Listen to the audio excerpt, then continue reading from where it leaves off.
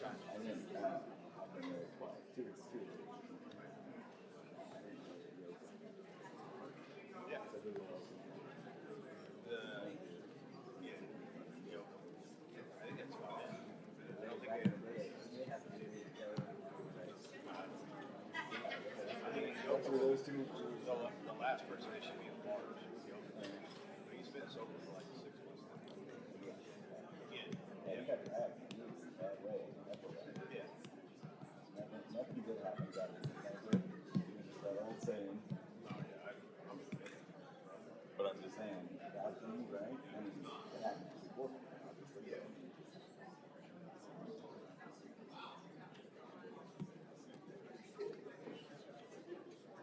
What they doing?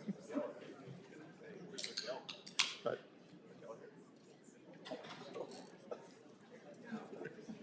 ready? No, I gotta get. Hold on 1 second. I gotta get out. Okay, go ahead.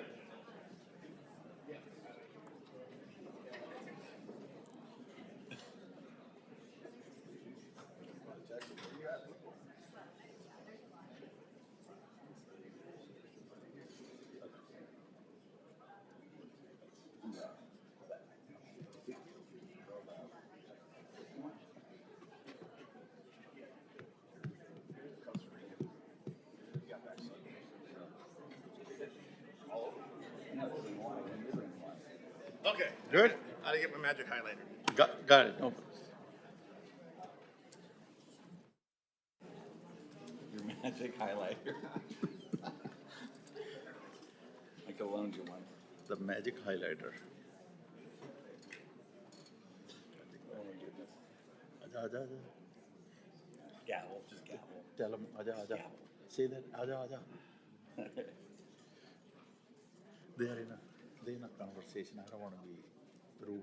Fine. Looks like a senior conversation.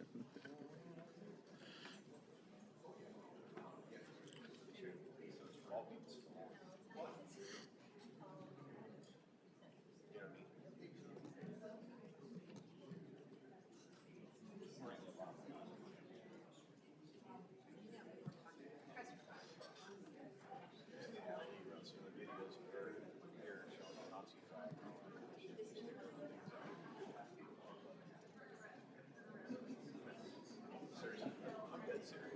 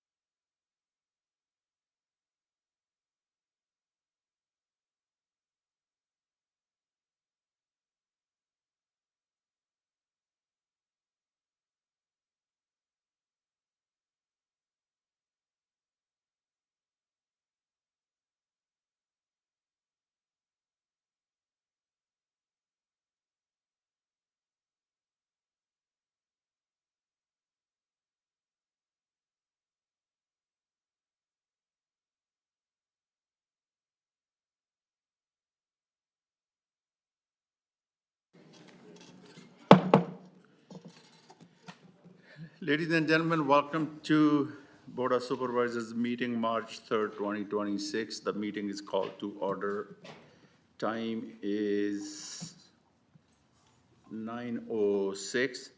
We will now have a moment of silence, silent reflection, or silent prayer in honor of the life and service of San Joaquin County Sheriff Sergeant Jason Whelan, as we remember his contribution to our community and keep his family in our thoughts. Myself and Supervisor Gardia, we had the opportunity to serve with him at different boards. He was a great man, and we will miss him dearly.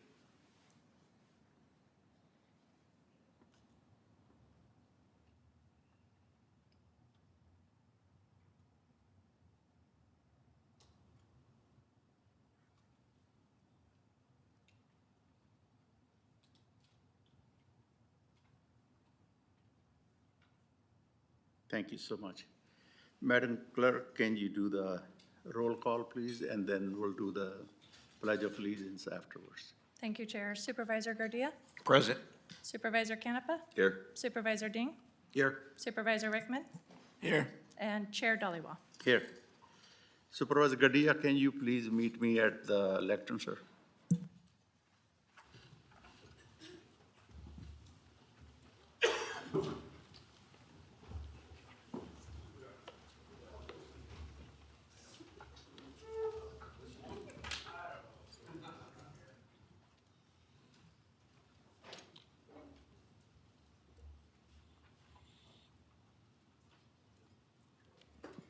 We have American Legion Carl Ross, post 16, with us this morning. I'm going to turn it over to Supervisor Gadia.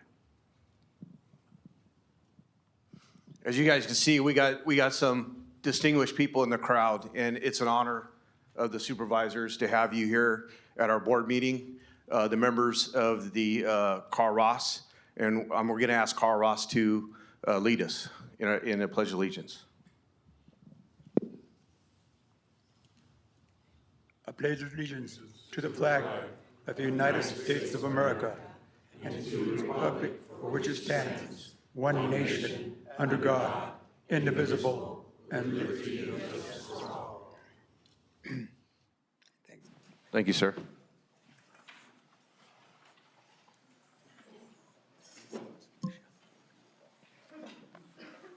Will the clerk read the proclamation, please? Thank you, Supervisor. To commemorate our 250th anniversary of our nation, Chair Dhaliwal has invited his fellow board members to honor members of our community who have demonstrated a commitment to patriotism. Supervisor Gardia of the 1st District brings our first recognition forward, honoring the American Legion Carl Ross Post 16 Honor Guard, who I invite to the podium as I read this recognition. This is being presented in recognition of your patriotic service to San Joaquin County, serving in the American Legion Carl Ross Post 16 Honor Guard, and your steadfast dedication to our community in celebration of our nation's 250th anniversary. As part of the nation's largest veteran service organization, founded on the principles of service to God and country, the Honor Guard preserves military tradition and reverence throughout San Joaquin County, exemplifying the highest standards of professionalism, integrity, and community service while inspiring future generations. Thank you for your service presented this 3rd day of March 2026. Chair Dhaliwal and Supervisor Gardia. Well, thank you. It's an honor to see all the young men and women up here of the Honor Guard. You know, often groups don't get recognized, and you guys do a great service to our community, you know, honoring, posting the colors, honoring our fallen, and always being there to serve our community. And, you know, I thank you from the bottom of my heart, and I'm sure that the other supervisors have the same feeling, but I'm going to hand the mic over to you, Rick, and let you say a few words. Yes. First of all, I want to say thank you to our commander, Marvin Garcia, for bringing this issue up, recognizing us for, most of us been here doing it for over 25 years, and we have our service, our Honor Guard services throughout San Joaquin County in all inclement weather, and I think the oldest one's 92. The other ones are in their 80s, and some of us are in late 70s. And there was down there just young. We just got a new troop in here, David Bejaras. He just got out of the Army, and we're glad to have him. We need new blood. You know, it's hard to get people to come and volunteer to do this honors to our deceased veterans and give the honor, the pride to the families that have served this nation. Thank you. Yeah, it's an honor, and I see a couple younger. You know, succession planning is always tough, and it's, you know, everybody's living busy lives. You know, they're going to work, they're taking care of their families, and, you know, just the idea that we know that we can depend on you and your team to step up and pay honor to in every aspect, you know, at different events and also when somebody passes. So thank you for your service first, and then thank you for the continuous, you know, support that you give to the families of our community. So I'm going to hand it over to the chair. Thank you so much once again. Thank you for your services and joining us this morning. Supervisor Rickman? Thank you, Chairman. Thank you, Supervisor Kadia, for bringing this forward to the board. And, thank you all for, what you do, what you did, and what you continue to do for our communities. We owe you all, our veterans, a debt of gratitude that we can never fully repay. But as an elected official, what we can do is to make sure we recognize, say thank you, and support our veterans community, be it through, like the VA clinic and housing and, different types of programs. So again, thank you for all you have done and continue to do, and God bless each and every one of you, and of course, God bless your families. Thank you, sir. Vice Chair Dean? Thank you, Mr. Chairman. I just want to say thank you. Every time there's a celebration of life or community service, and we're all there, and you present the colors and you stand up, you unify us all, and you remind us that we are all one. And then so you're still in service, and I want to say thank you. Supervisor Canepa? Thank you. What we say, God and country, and I think that's one of the most important parts that we have. I mean, you guys have kicked it up at Carl Ross Post too, and the events that you go to and the events that we attend, you should be very proud of yourselves for the work that you do, because I go to a lot of events, and a lot of you are at those same events all the time. So you guys do an amazing job of being in the community and representing everybody. So I say thank you from the bottom of my heart. I just want to also add, we often thank the people our members in uniform, but we often forget the family members. All of you have family members that have sacrificed and stepped up, allow you to do what you do, and allow you to do what you did. So I want to say thank you to them too. Thank you, Mario. Board members, can you please join us? Yeah, everybody stand up. Honor guard, stand up.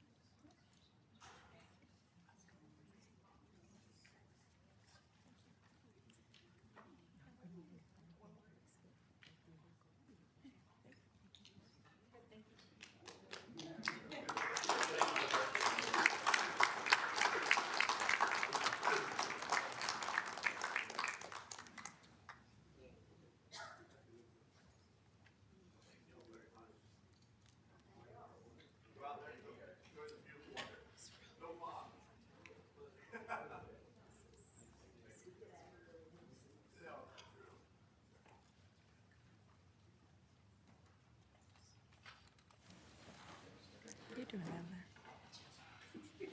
So what are you doing down there? Thank you, Supervisor Kadia. Madam Clerk, can you please read the next proclamation? Thank you, Chair. Our next recognition is brought forward by Supervisor Rickman of the 5th District to recognize the students of Mountain House High School who founded the Vitals First campaign initiative, and I'd like to invite them to the podium as we read this recognition, which states, "This is being presented in recognition of your hard work and efforts to found and lead the Vitals First campaign. This is an initiative focused on raising awareness and information communities how to monitor 5 important vital signs: heart rate, blood pressure, body temperature, oxygen saturation, and respiratory rate, and the importance of doing so, as these can be crucial indicators of someone's health. Further, the campaign has engaged residents of all ages in effort to educate the community on proper techniques for measuring the vital signs, how to recognize normal and abnormal ranges, and when it may be important to seek medical attention. Your outreach through multiple media outlets and platforms, involvement and participation in community events, fundraising efforts, and collaboration with local organizations and businesses is commendable, appreciated, and of great benefit to our county. Your hard work, dedication, and successful efforts reflect great credit upon yourself, the Vitals First campaign, and the Mountain House High School. Congratulations on an honor well-deserved, and keep up the good work. Presented this third day of March 2026. Chair Dollywall and Supervisor Rickman. Thanks, Rachel. Thank you so much for being here this morning, and congratulations for being the newest city in our great state. Our best wishes are always with you. Supervisor Rickman. Thank you, Chairman, and thank you for being here. And I'm going to turn it over to you guys. Why don't you tell us a little bit about yourselves, what you're doing over in Mountain House and some of the events that I know I've been to. So it's all yours. So our group is Vitals First. I'm Twisha. This is Rashika, Tao, and Abney. And we're all high school seniors from the city of Mountain House, as you said, which is a new city. So that means that we don't have a lot of medical infrastructure around us, which caused us to start this campaign because we want people in our community to take their health into their hands. And vital signs are the most important things of the body, and keeping that safe is the most important thing that anyone could do. So to do this, we've done a lot of workshops of giving out free health checkups for the five vital signs, and we've communicated through mediums like radio. We were recently on NBC Bay Area, and we've published 2 newspaper articles in Mountain House and Tracy itself. So there's this spread of knowledge. We really want people to educate themselves on the 5 vital signs, and that's what we hope to take away from this. Thank you. Anybody else? I spoke for all of us. You're good? All right. Well, first of all, thank you very much. We'll get you out of here as quick as possible. Go back to school, right? Or not. But no, thank you for what you're doing. Last month we had our cancer awareness month.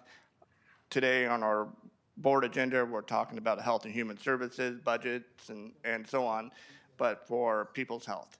And what you guys are doing is bringing awareness and actually doing events to, have people learn how to do it themselves, which is huge. So thank you for, what you're doing for Mountain House, Tracy, and here today, the entire county of San Joaquin County. Keep up the great work, and please let know that we're here as a county, myself, I'm easy to get a hold of as a resource too. So if you need something, please let us know, and we can put you in contact, and so you can relay more information. So I'm going to turn it back over to our chairman, and he'll take it from there. Thank you, sir. Supervisor Ding. Thank you. This is cool. Again, what are the 5 vitals? Blood pressure, temperature, oxygen saturation, heart rate, Oxygen, that's what it and is. respiratory rate. Thank you. Learn something new every day. Supervisor Canepa. What do they say? Our body is our temple, and you don't realize how valuable your temple is till it's old and needs repair, right? Like us. So it's important that it's through education and your guys' spark. And look at the diversity of Mountain House here. It's great to see that. And keep up the good work. We got to train them young to take care of us because we're all getting older. So thank you. Supervisor Gardia. Yeah, if your body's your temple, you don't bring donuts in the mornings. So I only had a donut hole, so just so you know, right? As a first responder, a retired first responder, the first thing that we do is vitals. I mean, when we go to see the doctor gives us vitals, gives us a baseline to really tell us that where we're at with our health. So the idea that we have high school students who are actually thinking about health and not other things that most seniors think about when they're getting ready to graduate high school is phenomenal. And so you guys hit the nail on the head. Early intervention is key to people's health. So I want to thank you guys for your project and what you've done, and keep up the good work. Supervisors, please join us for a picture.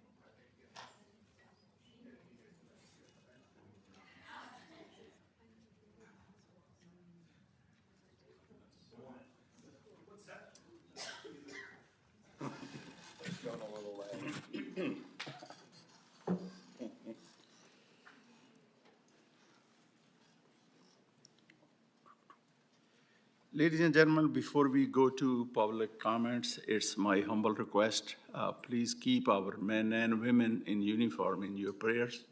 May God bless them, may God protect them, and may God bring them home safely to their families. Thank you so much. Next, I have public comments. Anybody want to speak on an item which is not scheduled on this agenda may do so now.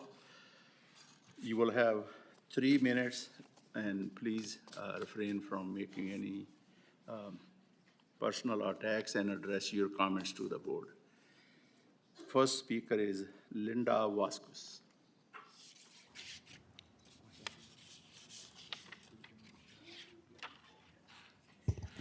Good morning, Supervisors.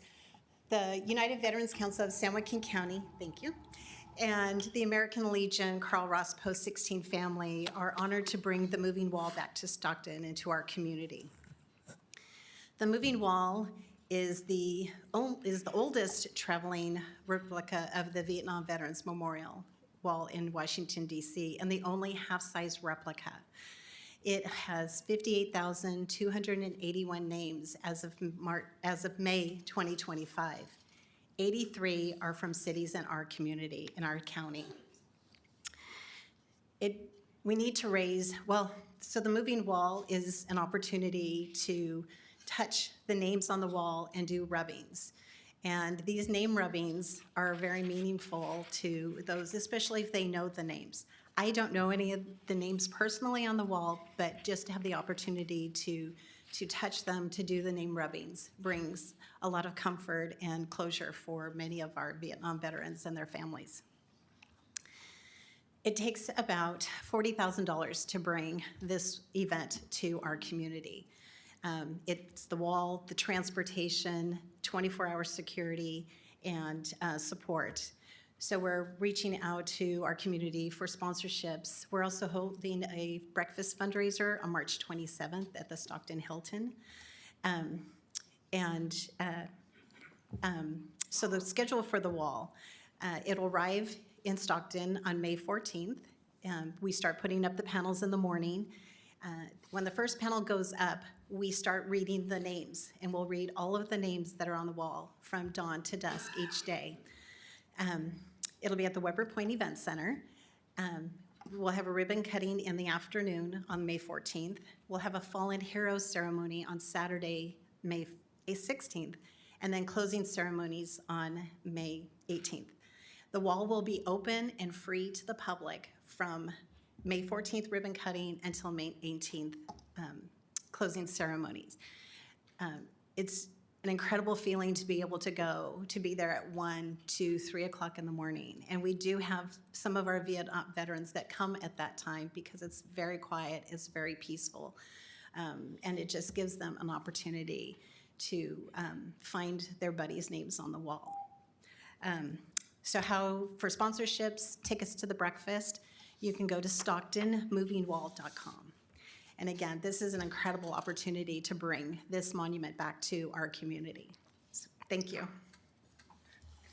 Thank you, Linda. Next, we have Katie. I won't try your last name.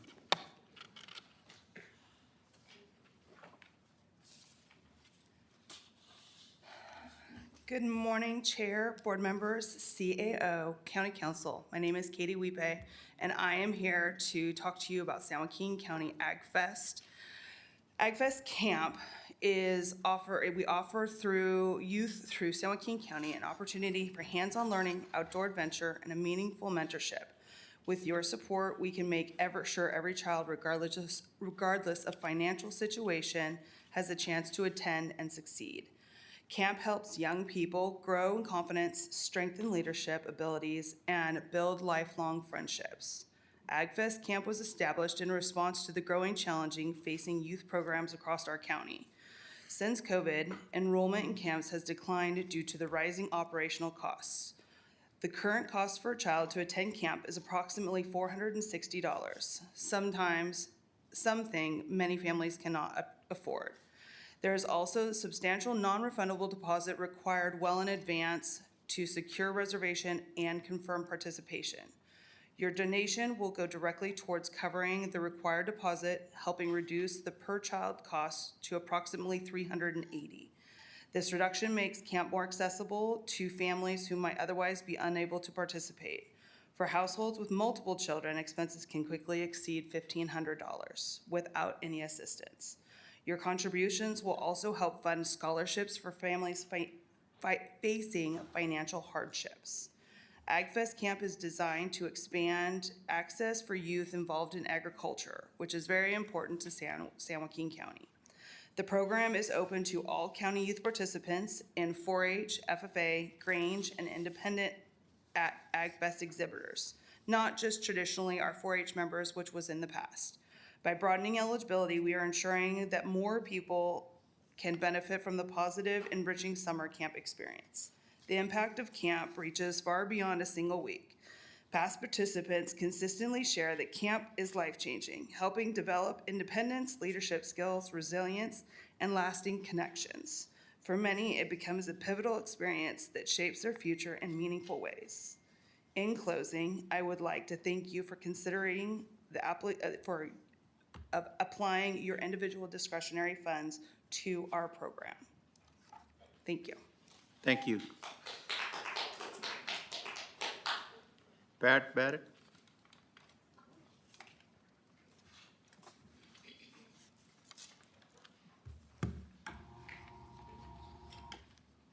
It's been a minute. Didn't even recognize my own name. Good morning. Okay, hold on. Okay, wait. As the Secretary of the Election Advisory Committee, we have worked hard through painful, repetitious public comments, and we had come to the conclusion to move forward with the 2 boxes in storage to be placed in the public as a recommendation, which I want to say thank you to our county soups to making sure that ROV is held accountable for the highest quality of services, reassuring that our constituents are given a variety of sources to guarantee their votes are included. I also wanted to remind our supervisors, one of your responsibilities is to ensure that our boards, committees, and commissions be diverse, strong, and thriving to reflect our county while providing progressive involvement, which you guys do a great job of. Moving us forward, being mindful that it is very unhealthy that none of these boards include nepotism, causing stagnation and a dysfunctional behavior. You are the stewards of our county, holding you accountable for growth. As a strong member of the BHAB, please look careful at the members you are about to recommend. Thank you. Thank you. Vanessa Barbans?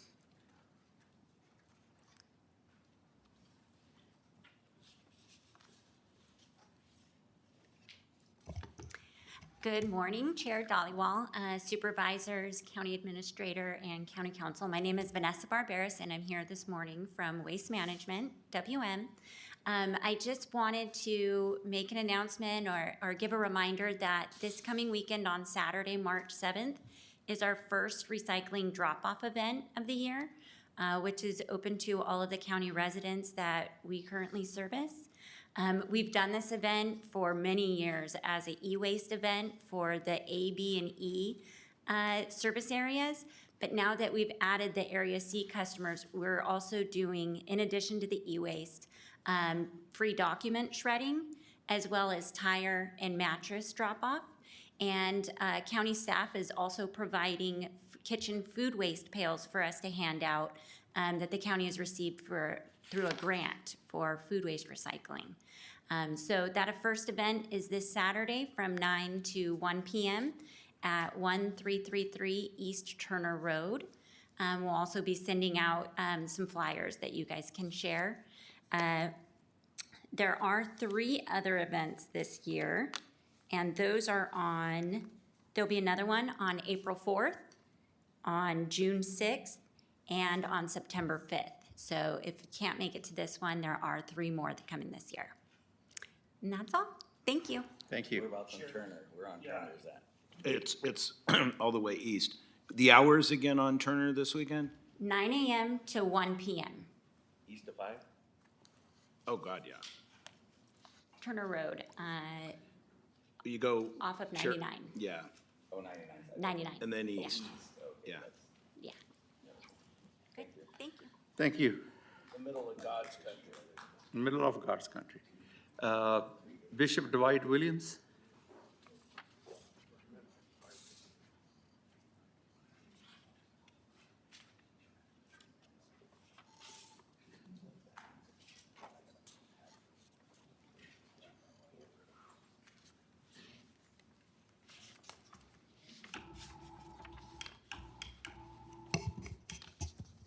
Have to raise this, excuse me.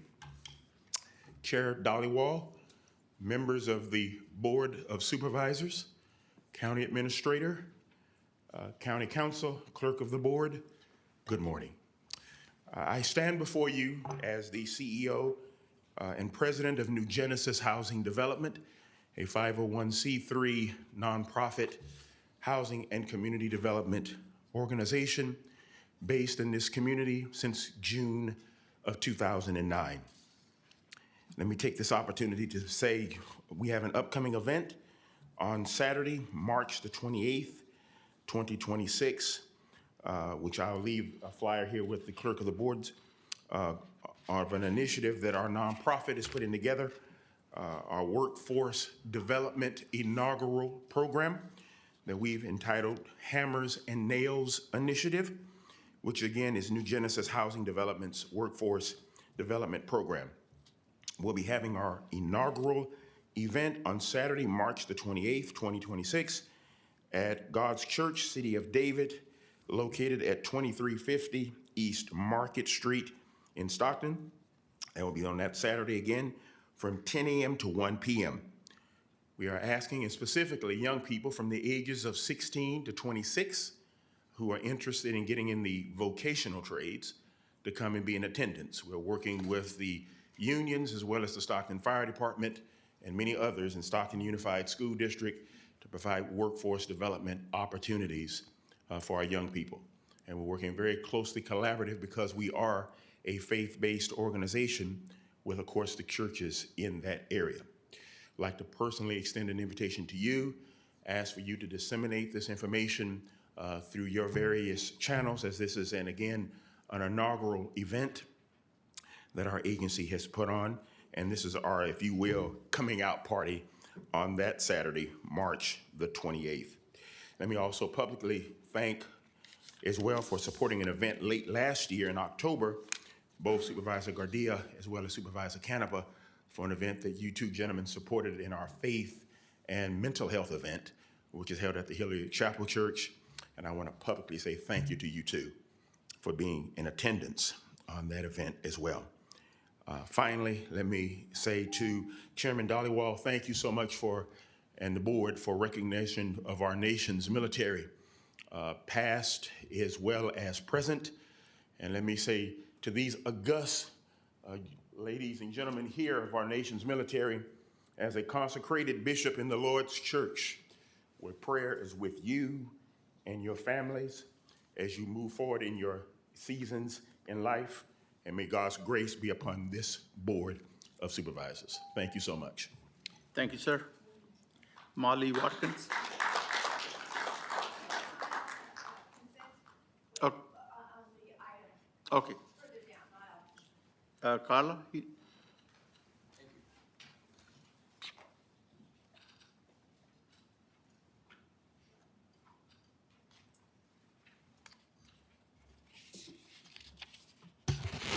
Good morning, everybody. Long time no see.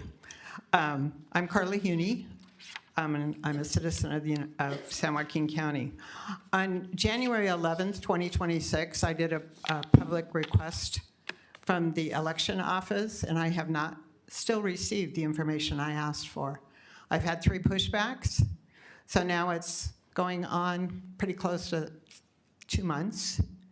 It's regarding the Dropbox information, what ballots they received. It should be already printed out and ready to go. Why the wait? Okay, so during the recall election of September 2021, a district in Lodi who had 35,000 registered voters received over 60,000 ballots. The election office did nothing to double check that. I don't even know if they noticed. And the reason I bring that up, because at that time you could audit a precinct and a polling place with who voted. Now you cannot because we have vote everywhere. So in November of 2024 general election, the election office decided we could vote anywhere. That is part of the Voters' Choice Act, which this board in 2023 voted not to go forward with. So why is the election office still pushing this? So let's do an example of why vote anywhere doesn't work. So I live in Lodi, and this is just an example because obviously I have not gotten married, but and I decided I was going to be in Tracy on election day, so I was going to vote there. And doggone it, I got married and I forgot to tell the election office, so when I go into the polling place in Tracy or any other polling place, I have to vote provisionally. So when I'm in that precinct in Tracy, the top of the ticket, which is federal and statewide in the provisions, that's fine. The whole bottom ticket is Tracy. I live in Lodi. So what happens, I fill that out, it gets to the election office, they transfer it to a Lodi ballot, but I still can't vote for the down line because it's after the election. So that's manipulation and they suppressed my voting rights. That needs to stop or change. And the other way, and we've talked about this before, nothing should be sorted, tabulated, or anything until 8 o'clock on election day. Thank you. Thank you. Steve Williams?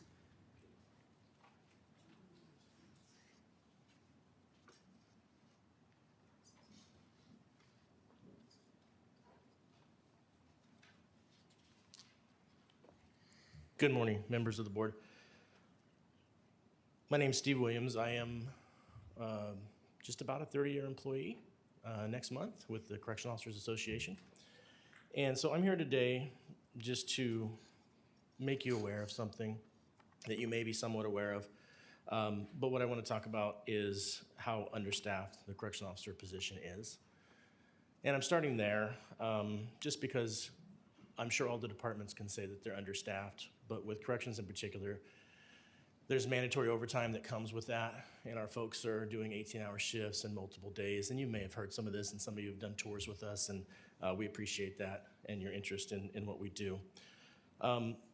So based on that, one main concern that I have, and it's been sort of a long-term concern going back through at least a dozen years, is a survey that projects our wages for the purpose of negotiations that is limited.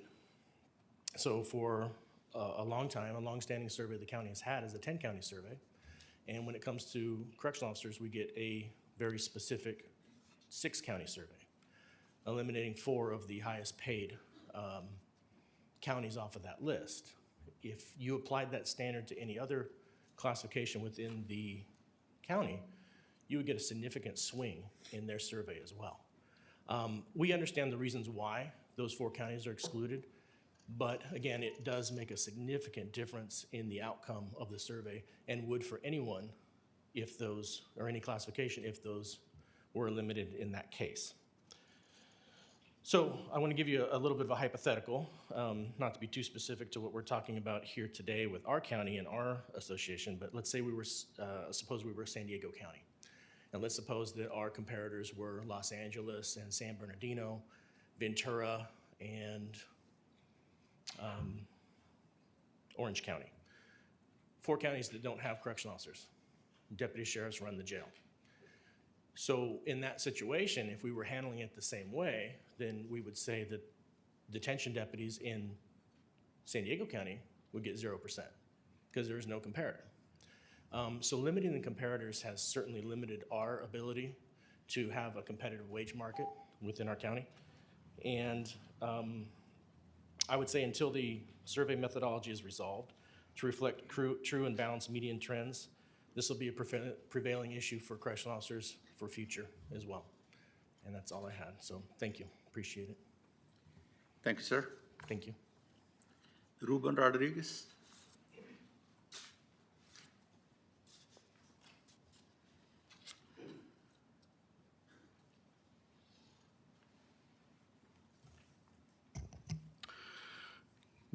Good morning, Chairman Dollywall, Supervisors, Madam CAO, Madam Clerk, and Council. My name is Rodriguez. I have been with the county for 18 years and am currently a correctional sergeant with the correction officers and represent correction officers and correctional sergeants as president of the association.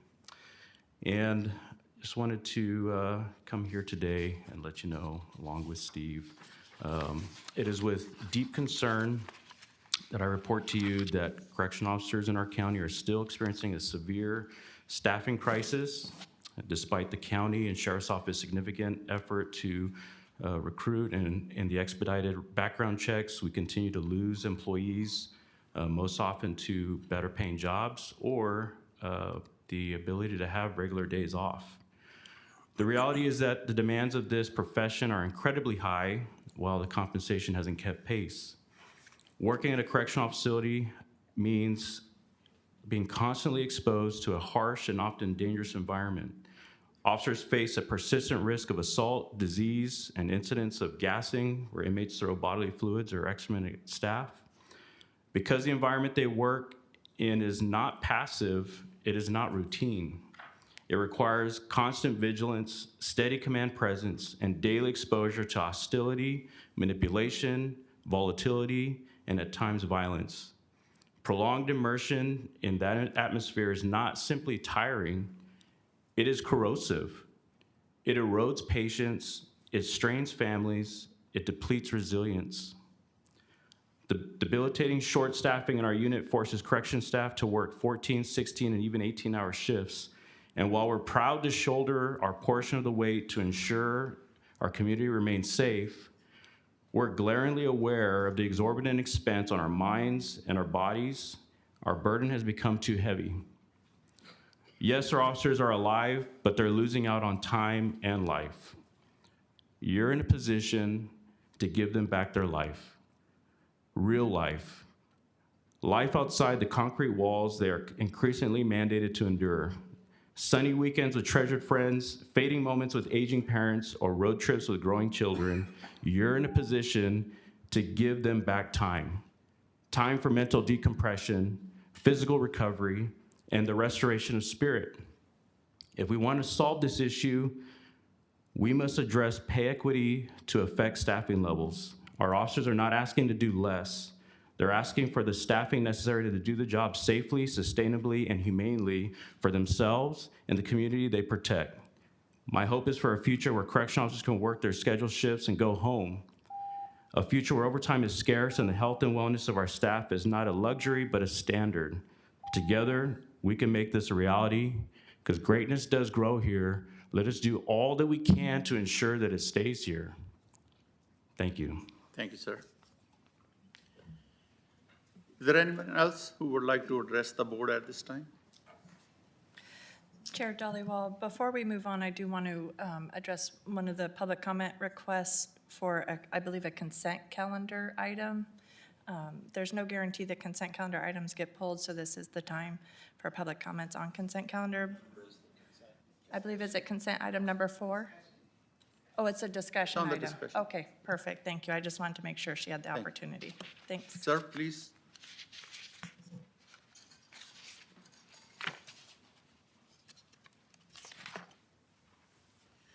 Forgive me, I didn't turn in a card.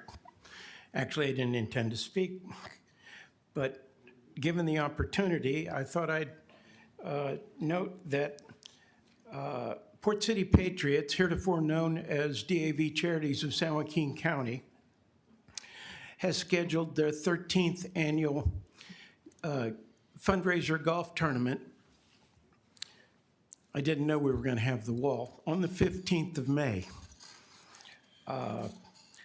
It's a noon starting time out at Spanos Park. It's a really good event. We could use 20 or 30 more golfers than we have normally. There's a prime rib dinner that follows and a wonderful raffle. And I'd like to invite you gentlemen and ladies to join us. And I will leave these brochures for your perusal. but thank you for the opportunity to extend the invitation. Thank you, sir. Anyone else? Thank you. We will move on to the next item, public interview for the appointment of one position to Stockton Port District, position number 6101.3 for the term of February 24, 2026 through February 24, 2030. I will turn it over to County Administrator Sandy Regallo. Thank you, Chair. So today we have 3 applicants for the one position to the Stockton Port District, 1 Commissioner, position number 6101.3. I would like to thank the 3 applicants right now, Joshua Renwick, Miguel Villaputua, and Saiha San. And please, when you come up to respond, make sure I am saying your name correctly. Just to let the board know and the applicants, the 3 names have been entered into a randomizer to decide the initial order of how they will come to answer the question, and then they will rotate per question from there. So we will go ahead and get started with question number 1, and the first one up will be Joshua Renwick.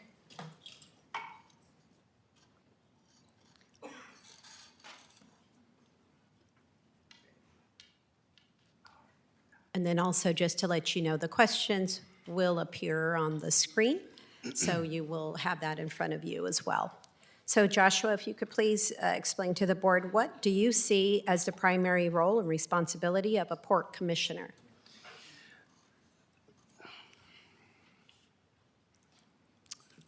The primary role of a port commissioner is to kind of set policy, provide oversight, and ensure the port operates in the best interests of the public. Commissioners focus on long-term planning and fiscal accountability and governance. Thank you. Next, I will ask Mr. Miguel Villaputua to come up.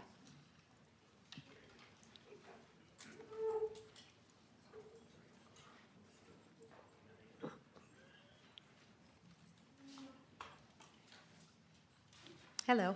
Good morning. If you could please respond to the same question. What do you see as the primary role and responsibility of a port commissioner?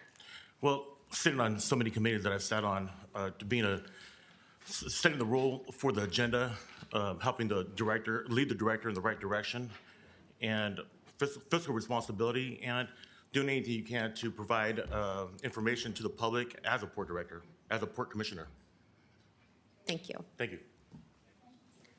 And next, we have Saiha San.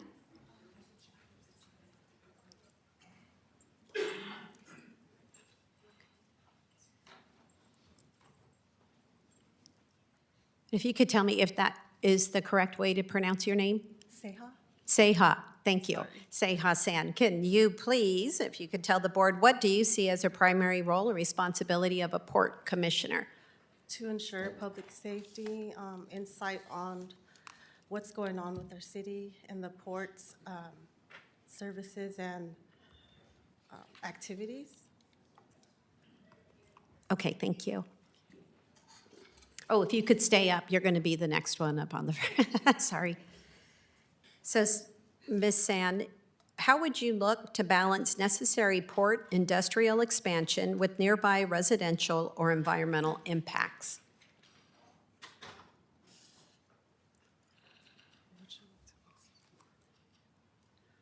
I'm so sorry. I'm too nervous. I don't think I can do this. Okay, that's okay. I don't think I can do this. Yeah.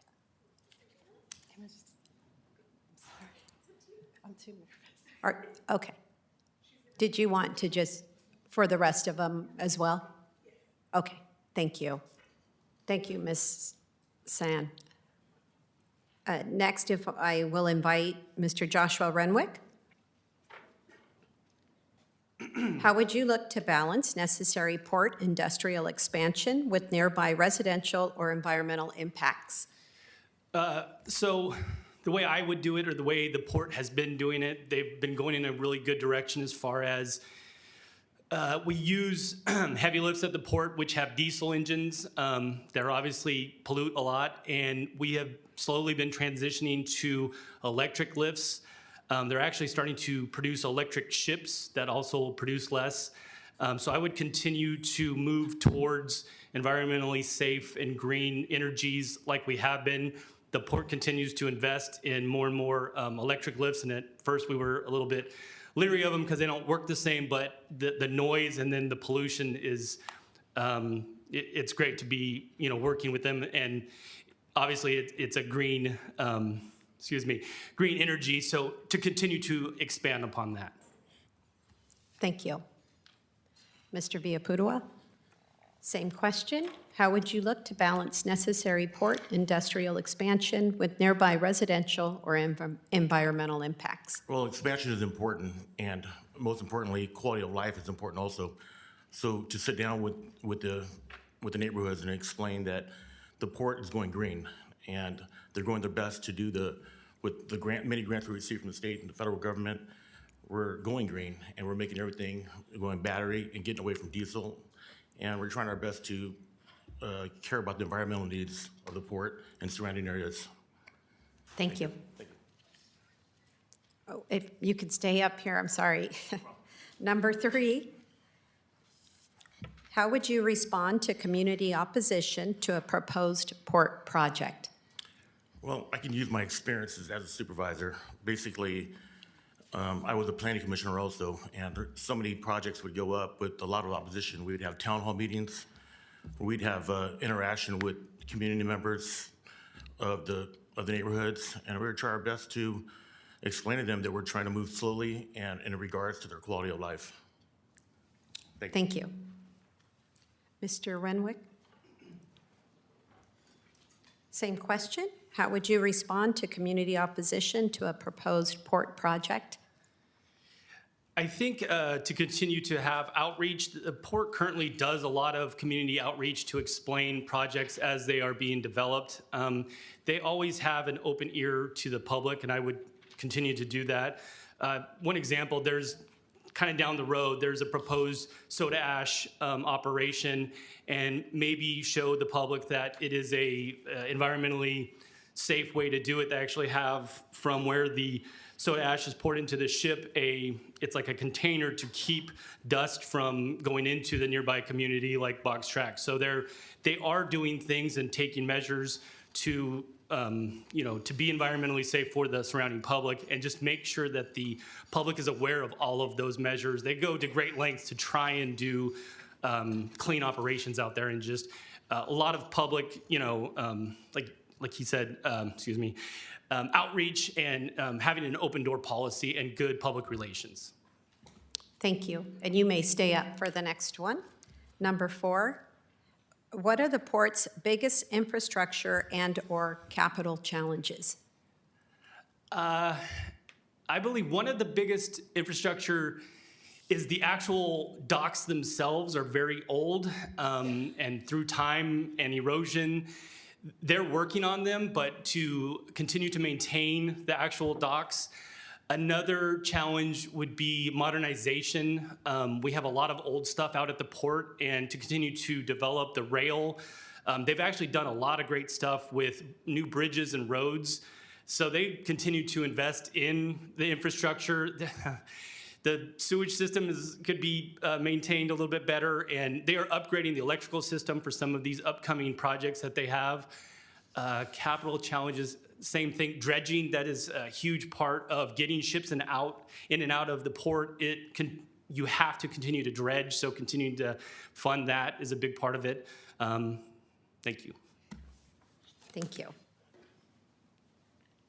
Mr. Villaputua, what are the port's biggest infrastructure and/or capital challenges? Well, the port is almost nearly 100 years old, and it's going to have infrastructure problems. I'm speaking to some of the port directors now, and they're basically telling me, port commissioners telling me now that, they have challenges with with electric lines, sewage, and there's always going to be problems with an older building like that. The port is so big; it's close to 3,000 acres. And capital challenges. We're always trying to raise money. I think the Sharp RV demo would be a great example to raise more capital.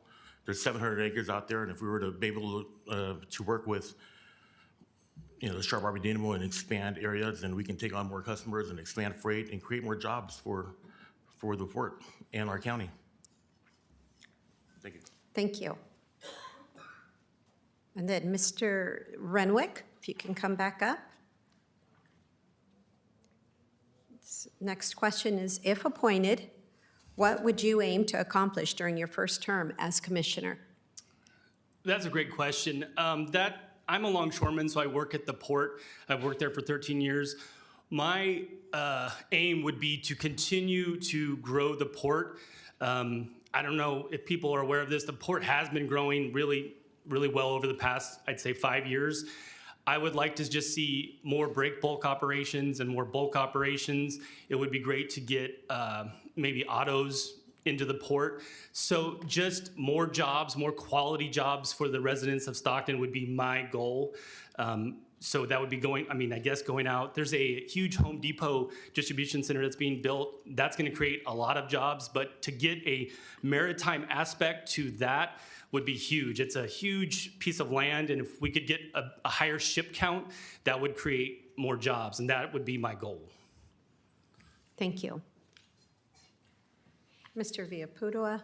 Yes, thank you. Same question. If appointed, what would you aim to accomplish during your first term as commissioner? In my first year, I think I'd try to work on my relationships with the city and the county, and to have more public engagement with the community and Box Track especially. As a supervisor, I work with Box Track, and they have many complaints about noise pollution, air pollution.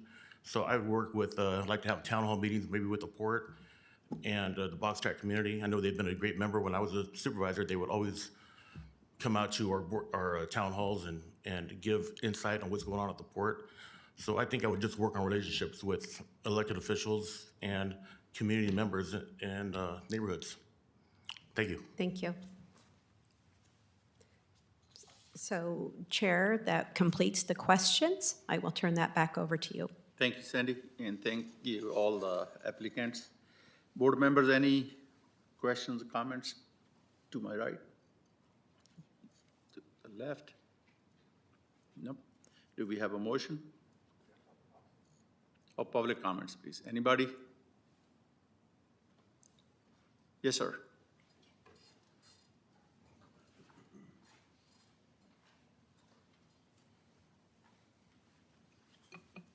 Hi, Bob Bentz again. Really didn't intend to come comment today, but I spent 6 years on the Rough and Ready Island Restoration Advisory Commission, and I know there have been plans in the past that have not been actualized. I realize there are environmental issues on the island like the radiation pit and the DDT pit, and there have been plans for expansion of activity on that site that were approved but never went anywhere. There was supposed to be a Border Patrol final processing point where within 72 hours of internee being brought to the port, they would get their final adjudication and would be escorted to the airport where they would get a send-off. I don't know why that didn't happen, but we got a whole bunch of ground out there that would be highly suitable. I know that the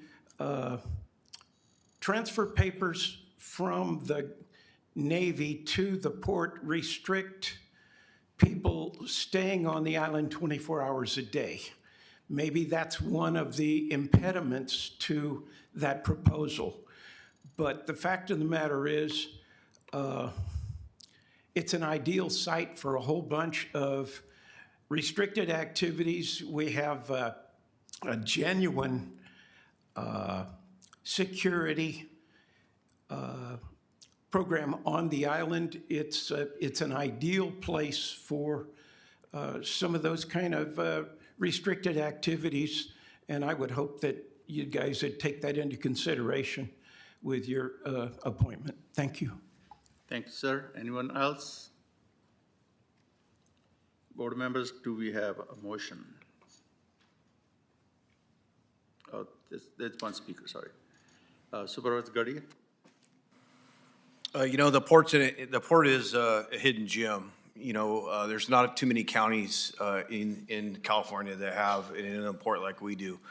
And the idea that we have this port that has the ability to bring more jobs, good paying jobs, clean jobs, and you know, as a person who has worked on the ships and as a person who his grandfather was a firefighter on that port has gone through a lot of transformations. You know, back in the day, it was a working military base, and since then is now a thriving port that has the opportunity to grow and create this job creation. So, if any of my other supervisor colleagues have any other comments, I'd like to make a motion. I just have one. Go ahead, sir. The history of the port, when I say history, I mean, I'm talking the last, 30 years. Bob, you brought up the INS detention facility. That project was based off of a project in Batavia, New York. It would have led to a lot of infrastructure sharing of costs for electric lines, piping, everything else by being able to put a federal facility at the end of the port.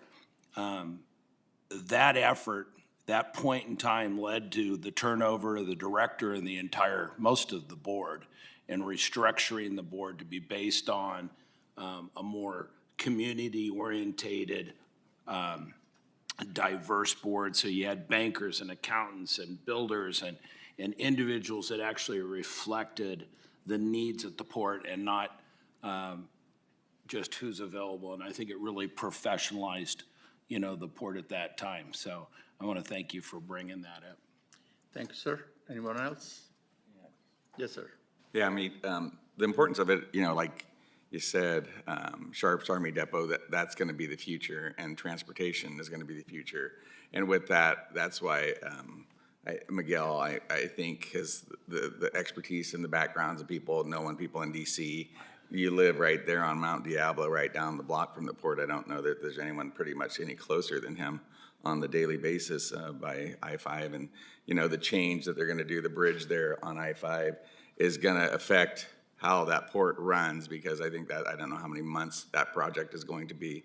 But so those are all impacts, but most of it's transportation.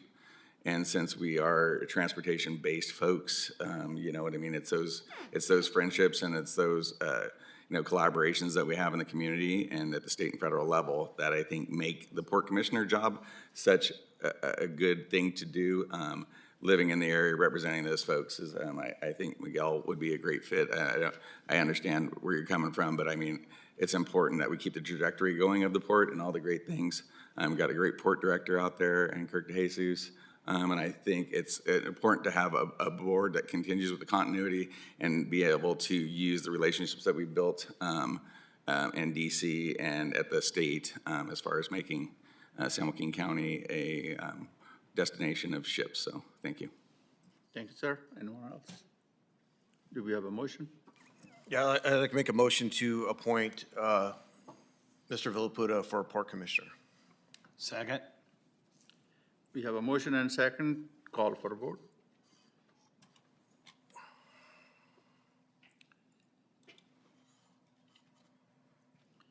Motion passes 5-0. Please. I want to Only thank if you for cook lunch for us. I want to thank you for trusting me in this position. I want to make you all proud. I'm going to work hard, and most of all, keep you updated. I know the port it's an economic engine for this county, and we all know how much jobs creation means, and I'm going to do my best to make you proud, and I appreciate everything. Thank you. Thank you, sir. Next, we have consent calendar. Board members, any item needs to be pulled? 10 and 12, Mr. Chairman. Thank you, sir. Anybody else? Nope. Vice Chair, item number 10, sir. Thank you, Mr. Chairman. I wanted to echo some of the comments made on behalf of the Ag Fest Summer Camp in getting our youth involved. I'm proud to use $5,000 from my district funds in order to help in your efforts. My only consternation is I was really hoping my granddaughter would be able to go, but it's right in the middle of that 4th of July family trip. So anyway, and then a note on Officer Jimmy Inn's Memorial Dedication Project. I'm going to use the rest of our district funds to finish off the purchase of that bench. But my understanding is they've raised some more money, so they don't need the $4,000. It's going to be $3,500. So I need to amend that. Correct? Through the chair, County Council did advise, I believe, that we should take a separate vote on that to amend that and then vote on the full consent calendar. Thank you. Anybody else? I just want to say one thing on that, you know, the Ag Fest and the folks that go to that, it's really important because I don't know, they're having some problems at the fairgrounds and their financial viability is not great.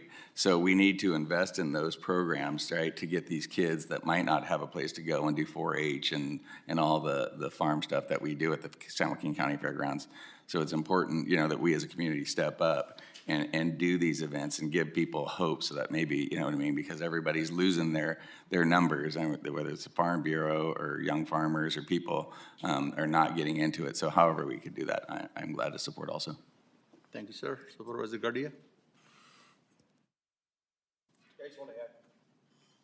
I just want to add to we also made a donation from District 1 for the Ag Fest.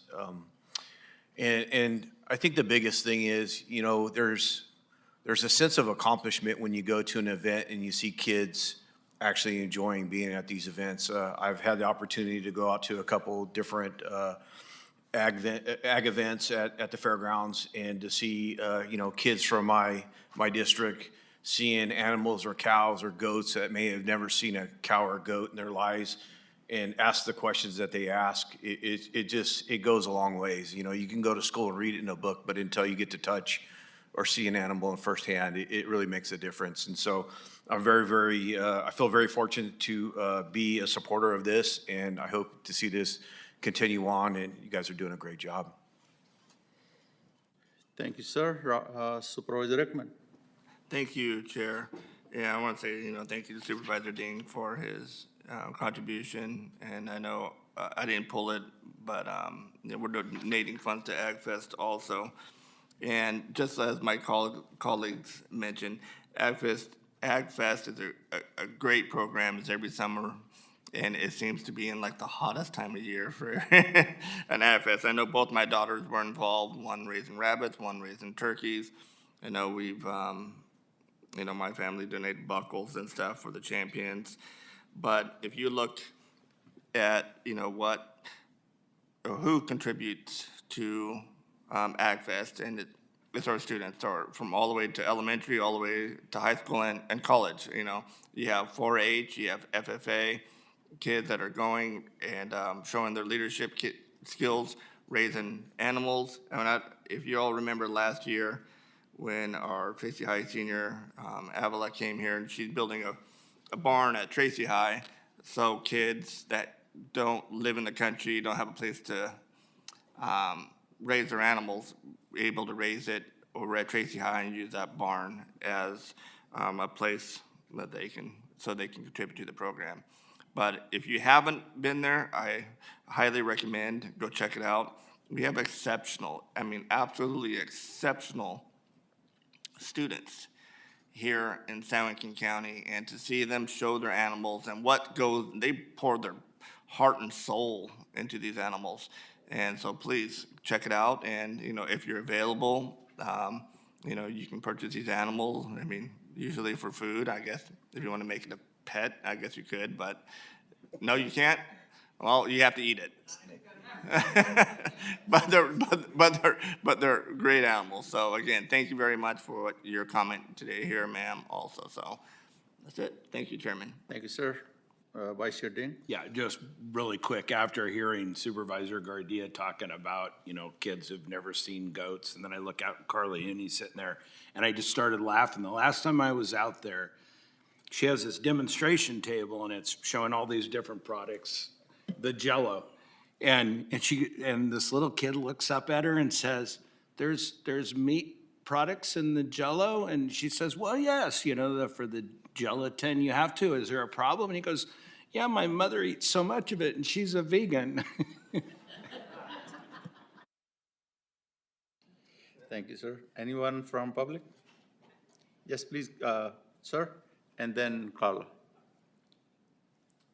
Chair Dhaliwal. Yes, sir. Good afternoon. Good afternoon, sir. And supervisors, the Jimmy Inn dedication, all right, I'd just like to put a little emphasis on it. This is obviously service above self. For me, it's personal. My grandfather in World War I, France, and my father in World War II, Italy. Became naturalized citizens after that, came here and never went back to their home country. Officer Jimmy Inn, this is for his wife, who's still a Stockton police officer. I planted a tree along with the Rotary Clubs in Stockton in 2021, shortly after Jimmy Inn's passing. And we pledged and we promised that we would follow up and we would never forget. So this bench is for the children of Jimmy Inn. They could sit at it and they could see the dedication and how honorable his life was. Thank you. Thank you, sir. Carla?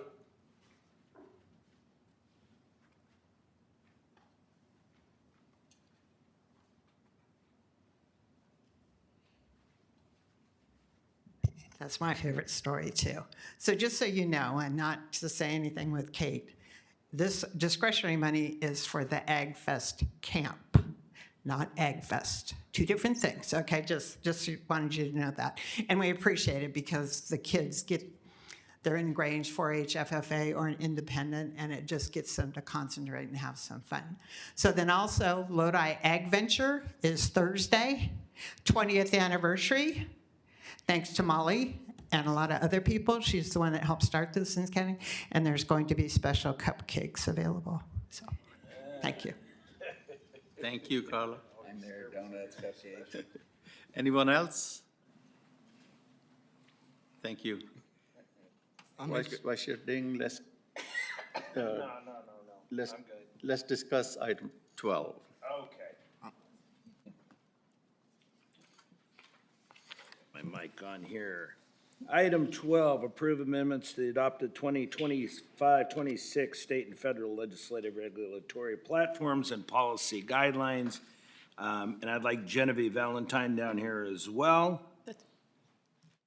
God, we got the star lineup here.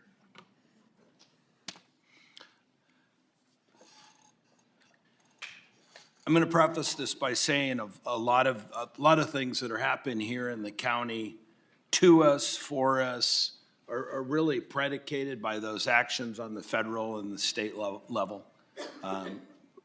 Supervisor Rickman spends a lot of time at CSAC trying to motivate them to talking about unfunded mandates and so forth. We're going to have a discussion later on HR 1 and mandates and how it trickles down through the state, and they don't mind pulling money back, but that, they don't want to relieve us of the burdens. But we've had some really big successes in the last month or so.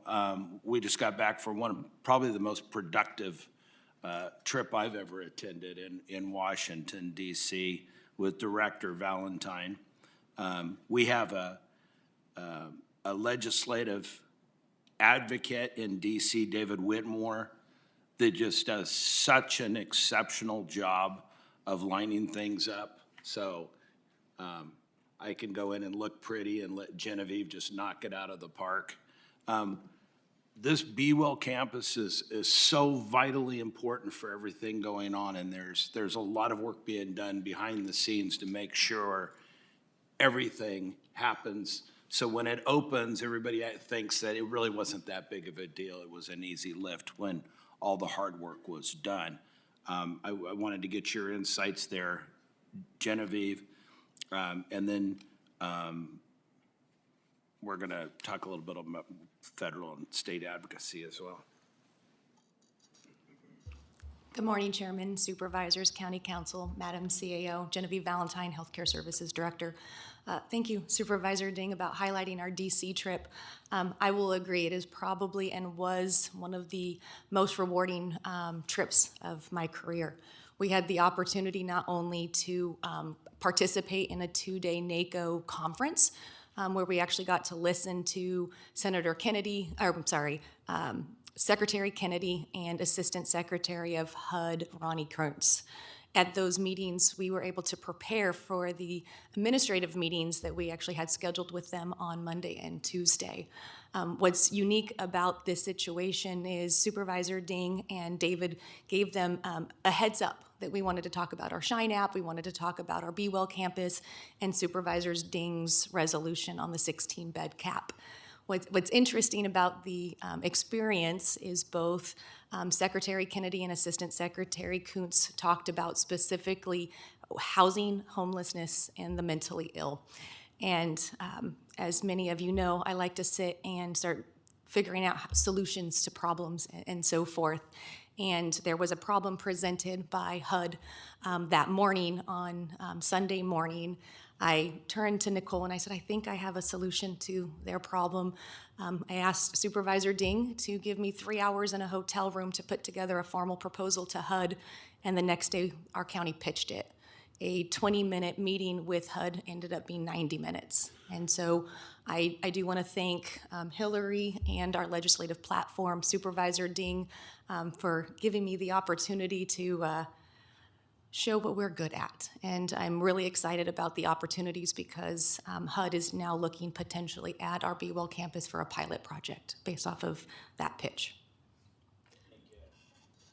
And Hillary, I don't think people realize that there might only be 24 hours in a day and you work about 26, 27, but the way you can tell how well you're doing your job is that nobody really knows, how all these things just fall together because you and your legislative team do such an exceptional, job of making it seamless. We've got some tough times, which I've been warning about coming up with unfunded mandates and structural reforms and so forth, which we'll talk about later. But one, I wanted to say thank you. And two, if there's anything you would like to add, I'd appreciate that. Thank you, Supervisor Ding. Through the chair, I appreciate that acknowledgement and the support from the county administrator. I follow her lead on the hours of the day. I have nothing further to add. I'm here at the service of the board, and I'm just delighted that you're pleased with our product. Anybody else from the board? Any comments, questions? No, I think that's huge because as we go forward and tie in all these pieces together, the Shine app, continuum of care, and all the different behavioral health pieces and SB1 that you're talking about, how that's changed, the funding sources have changed, and all the people are scrambling. So the better we are off being prepared is important. And I think what you guys are doing and how you're doing it, it's been working, and we're being seen, and I think that's the most important part. So thank you. Thank you, sir. Supervisor Gardia. I only have one concern is that we keep showcasing our talent, where our talent's going to get stolen. So, no, but great job. I want to thank my colleagues that, when you sit up here, you don't know everything. And I'm glad that we have a team with the county. You hear me say it all the time. It's about having a really good team that advocate and try to move forward and push our priorities. And so I want to thank everybody who went to DC and was advocating for our community. And just want to thank you on a great job that you guys are doing. Thank you, sir. Anyone else? Anybody from public? Thank you, sir, and thanks, Genevieve and Hillary. Appreciate it. Do we have a motion? Chair, I'll make a motion to approve minus item number 10, which will be voted on separately. Second. Call for a vote, please.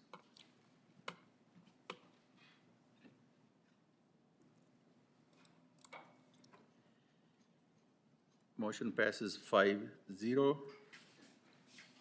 Item number 10.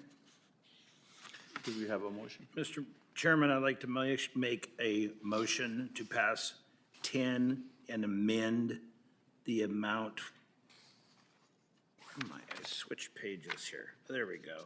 Amend the amount for the Jimmy N Memorial Dedication Project from $4,000 to $3,500, given the exceptional work that Rotary Club and all the rest of the participants had done up to this point. They did the heavy lift. We're just pushing it over the edge. I'll second. We have a motion and second. Ed, I want you to put all that in there. Call for vote, please.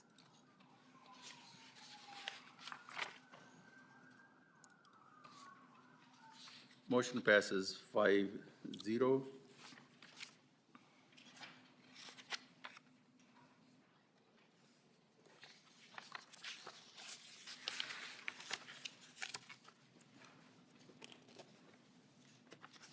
Rochelle, should we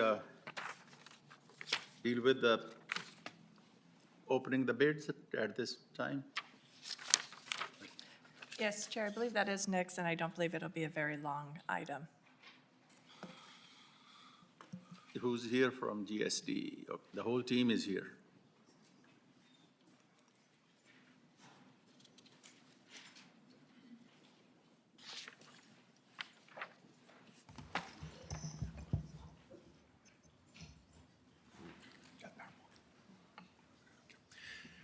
So, good morning, Chair Dollywall, members of the board, County Administrator Regalo, and County Council. Dan Wertz, Director of General Services. Today with me is Connie Hart, our Assistant Director, and Suresh Khan, our Property Manager. And they will provide a brief overview of today's public hearing, which is to lease real property located at 18330 East Harney Lane in Lodi, California.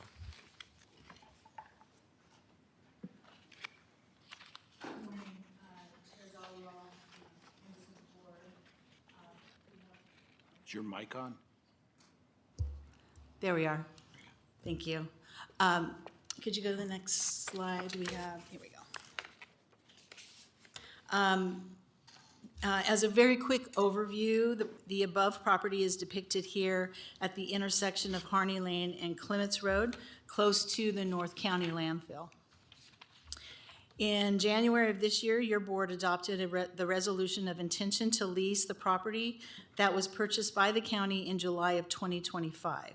The resolution was advertised as mandated by government code, and this public hearing is to open and accept any bids for lease of the property at a minimum lease amount of $15,000 per month or an annual amount of $180,000.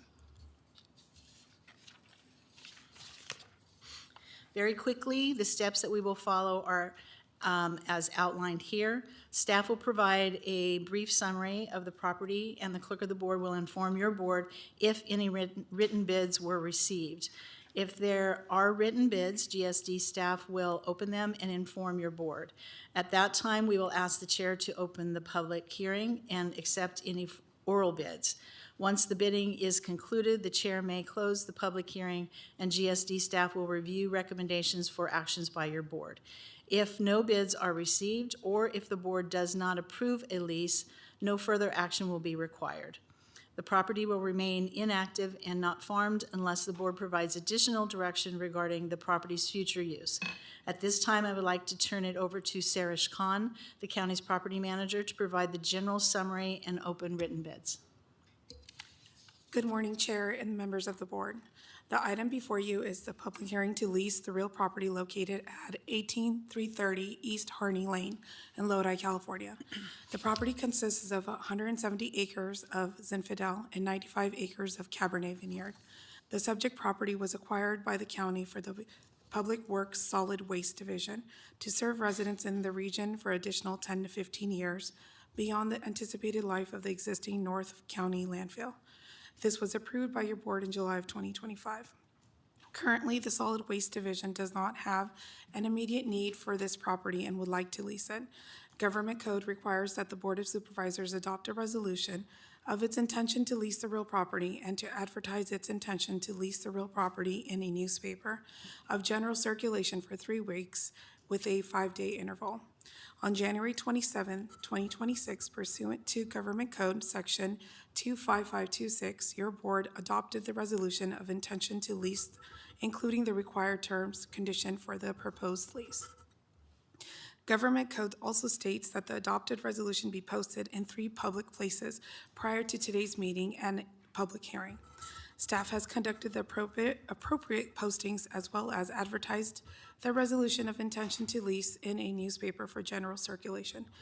Interested parties were to have the submitted sealed proposals to the clerk of the board prior to today's scheduled meeting and public hearing. Staff will now open any sealed proposals that have been received by the clerk of the board and read the contents of the required item and lease terms. Through the chair, there were no written bids received by the clerk's office. Thank you. I'll open the public hearing. Are there any oral bids?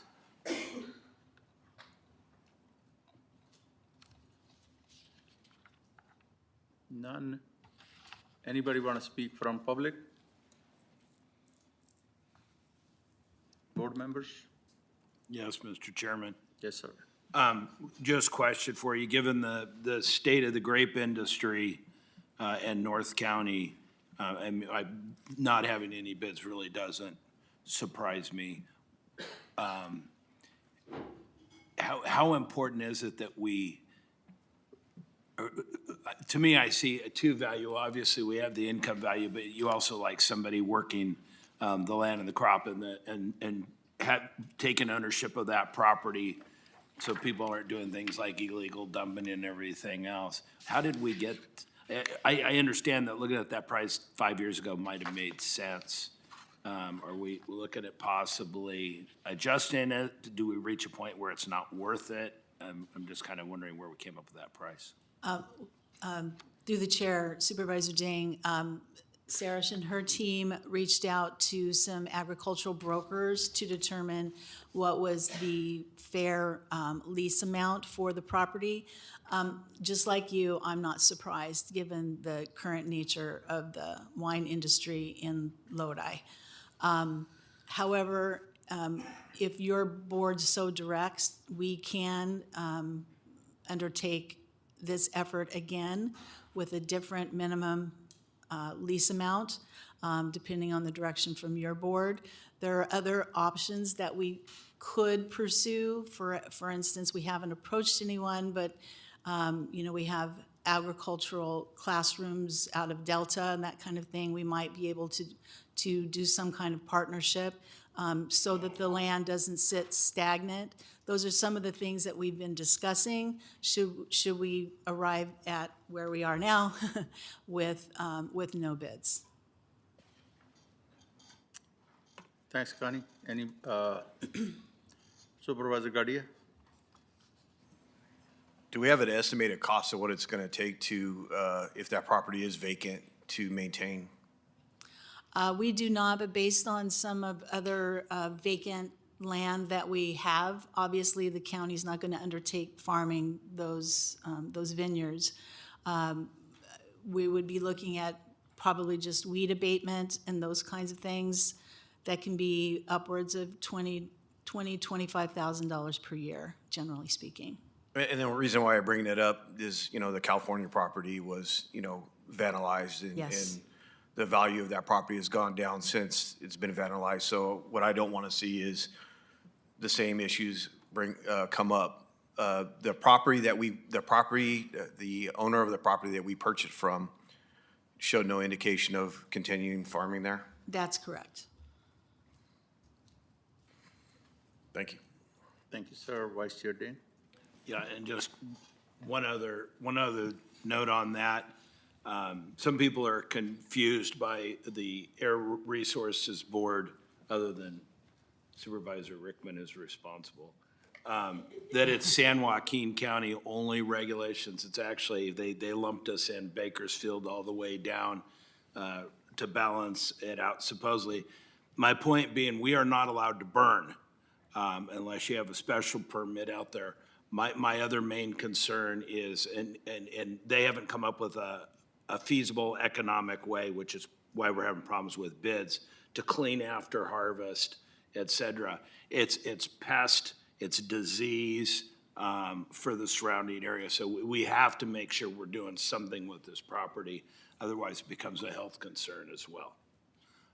I'm open to suggestions. If you want to try the Delta route first, lower the price, I just want somebody manning that property.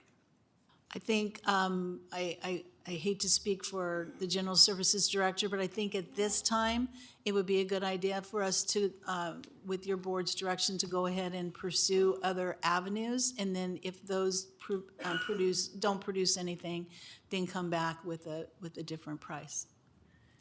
Yeah, I would agree. With board direction, we can keep the property listed and look at different avenues and then once we have a proposal, come back to the board to award that proposal, should the board see fit.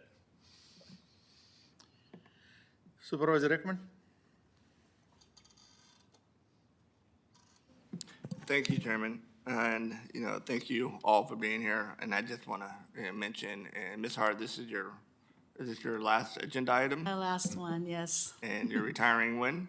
Thursday's my last day. So, I just Thank want to you. let everybody know this is your last meeting. So congratulations on your retirement. We will miss you. I'll miss you all as well. I might show up for public comment from time to time just to see you. That'd be good. And keep Chairman Dollywall on his toes over here. So now's the time for you to make promises you don't intend to keep.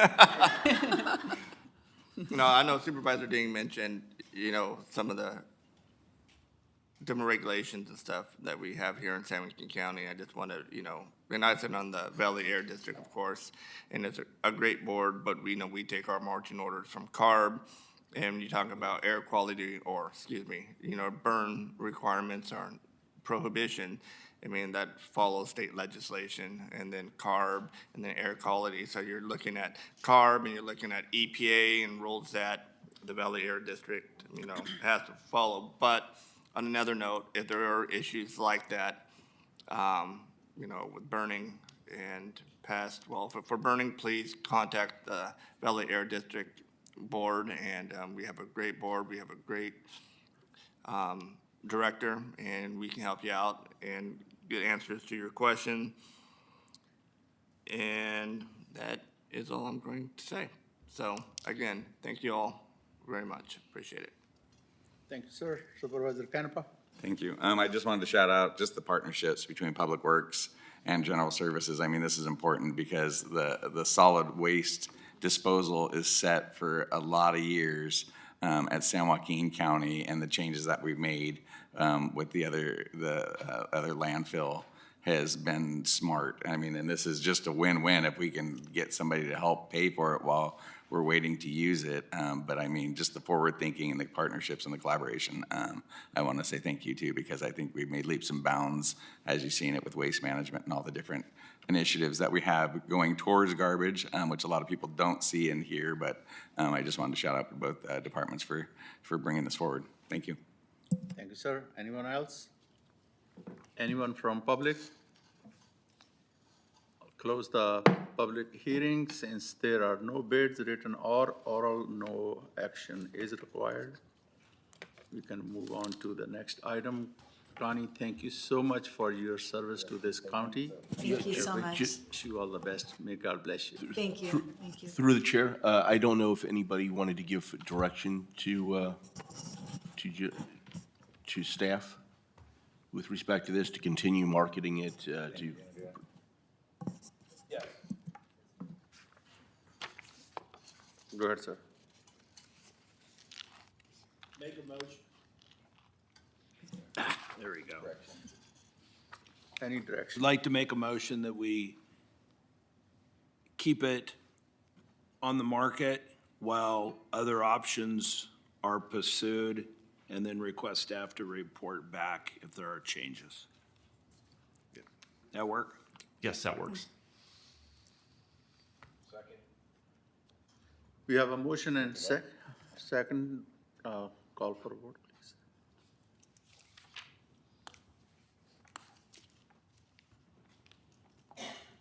Motion passes 5-0. Thank you. Thank you.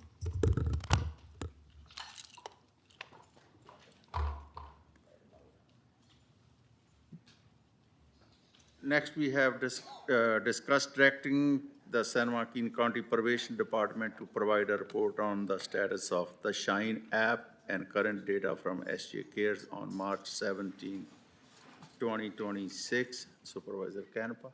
Thank you. At this time, we just wanted to talk about the Shine app and how it has been doing. And I don't see probation folks.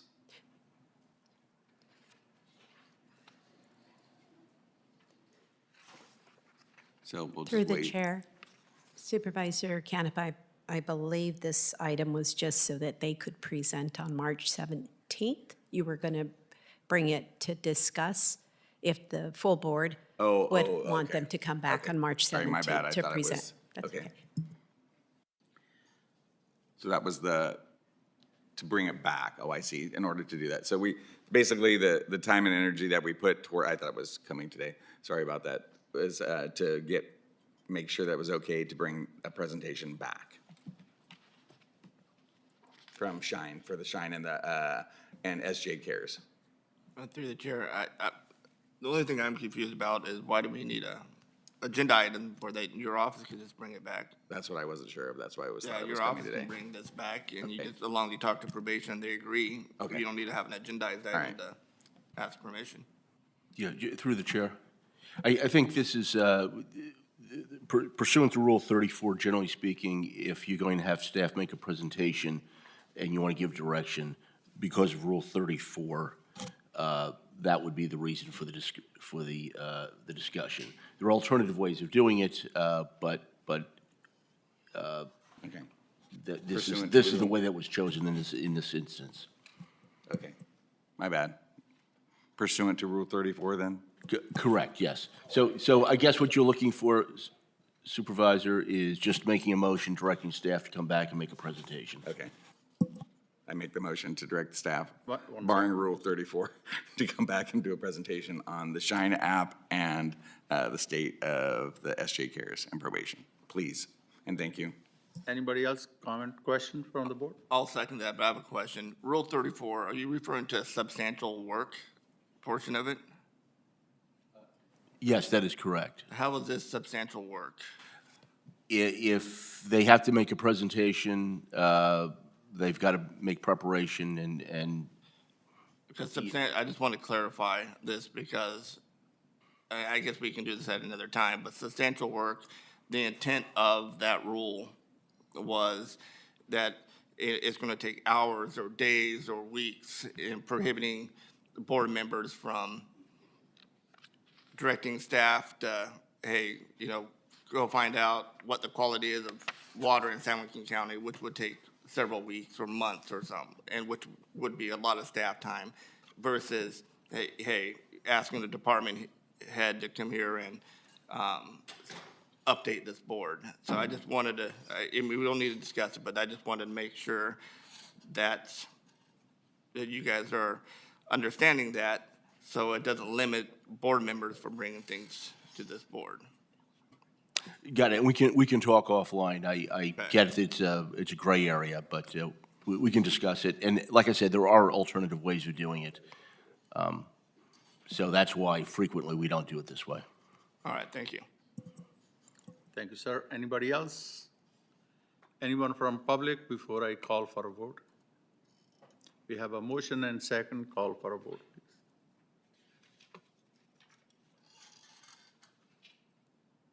please. Motion passes 5-0.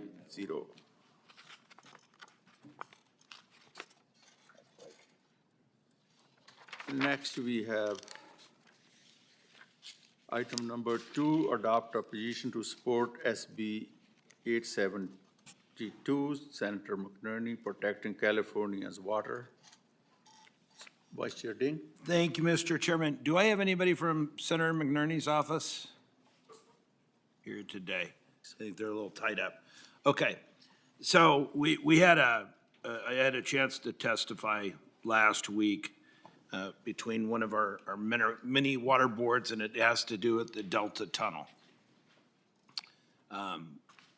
We've been arguing about tunnels and dual tunnels and shipping our water south for decades and decades, and a lot of attorneys have made a hell of a life, fighting back and forth on that bill. It would decimate the Delta. Basically, it's not about more water for Southern California, it's about cleaner water. And what they want to do is they want to take the water around the Delta, would just be devastating to the region. But, one of the things that both Congressman Garamendi said, and I was discussing on this call, is it's a false choice. There is no reason in the world that we cannot take care of two priorities, and that is allowing our access water, instead of going out to the ocean or what have you, to go down south. But we want a through Delta conveyance system, not around Delta conveyance system. Senator Jerry McNerney has authored, where's the bill? SB 872. It's two pots of money. It's $150 million in each pot. It does exactly what we've been talking about for years. It armor plates the Delta. And then the other $150 million is storage on the back end. There are limitations in there on projects, so it could not be used for a Delta Tunnel conveyance project. We're gaining a lot of steam on this. Water is, water's, what do they say? Water's for fighting, whiskey's for drinking. But there's a lot of politics involved here. I think one of the greatest benefits to Senator McNerney's bill is it gives a win-win, not only north and south, but it also gives a win to the governor's office. He can leave saying that he actually did something for the Delta instead of this, pissing money away on the Delta Tunnel like we've been doing forever. And we're gaining a lot of rapid support. I had asked the board that you join and we formally endorse Senator McNerney's bill and help us actually do something to restore the Delta for a change. Thank you, sir. Anybody else from the board? Yes. Yeah, they always say a picture's worth 1,000 words, and we were at one of the Restore the Delta events, and they showed the picture of a salmon fishing boat, and I need to get the image. The salmon fishing boat fits into that tunnel. So we always talk about one tunnel, one tunnel, one tunnel. Well, if you can fit a salmon fishing boat in that tunnel, it's a big, big tunnel. And then we're out there by Stockton Golf and Country Club, and the seals out there flipping big fish around. I mean, it's at a place in time where the pendulum could swing. And if we let the water quality and less water flow through our Delta, it'll even be more detrimental to farming and all the organizations that count on the water and the water quality of the Delta. So I agree with this. We need to do that. With storage, it addresses two issues and protects communities so that when we do ship that water, it doesn't put those at risk, putting more water through them. So thank you, and I agree with this. Thank you, sir. Anybody else? Anybody from public? Yes, sir.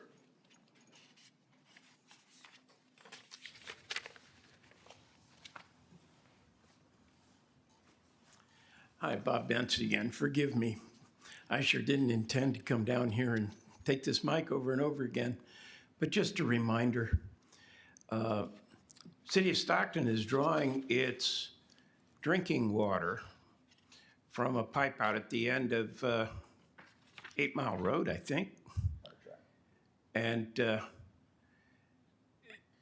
if you like the quality of the water, maybe you should read the DF and G instructions with regard to the quality of the fish that you might want to eat out of the delta. If we continue to degrade the quality of the water, hell, even the fish will reject it. It's a good idea not to degrade the quality of the water. God help us if we do. Thank you. Thank you, sir. Anyone else? Do we have a motion? Motion to endorse Senator Jerry McNerney's Senate Bill, I'm sorry, I'm shuffling paper. What's the number? SB 872. 872. I'll second that. Call for vote, please.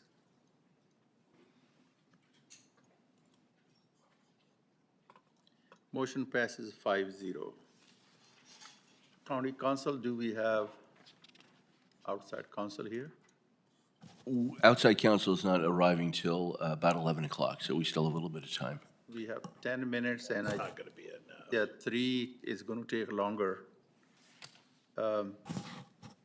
Board members, if it's okay, can we discuss item 4 instead of 3?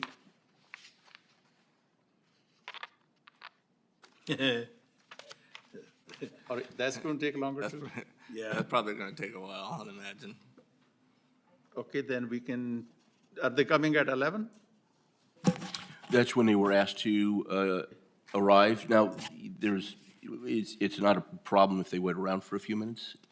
I mean, We can recess to close session and take 10 minutes break. Good idea. Good idea? Yep. Okay, let's recess to close session, and then we'll come back and deal with items, the remaining items.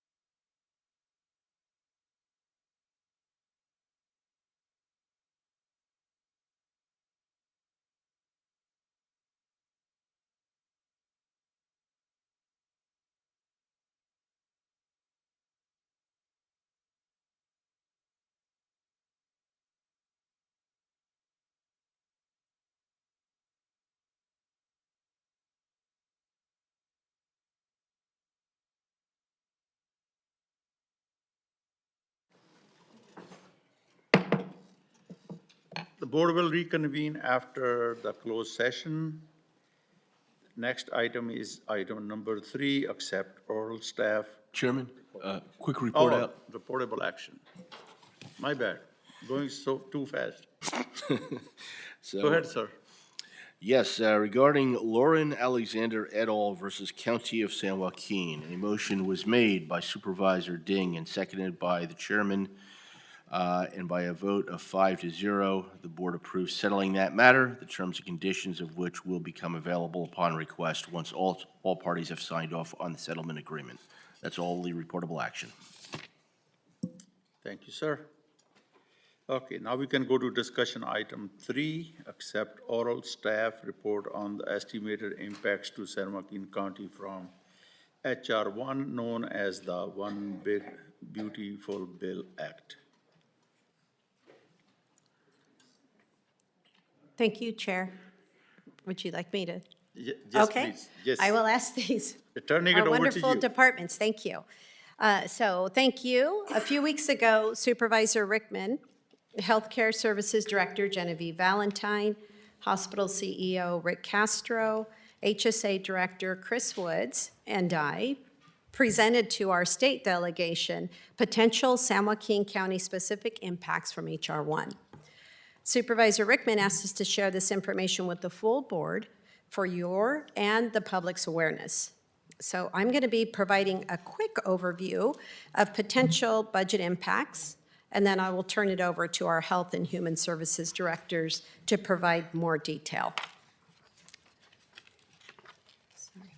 Sandy, before you proceed, let me ask Supervisor Rickman if he has any comments, opening comments, or any comments. Thank you, Chairman, for the opportunity, but I say let's just start with Sandy, go through the slides, and I think the slides are self-explanatory, and they'll add something at the end. Okay, thanks. Thank you, sir. Okay, thank you. So, can we go, thank you. So on this, I just wanted to give you a quick overview of our potential impacts. So our county estimates an annual budget impact of $50.9 million to $76.9 million.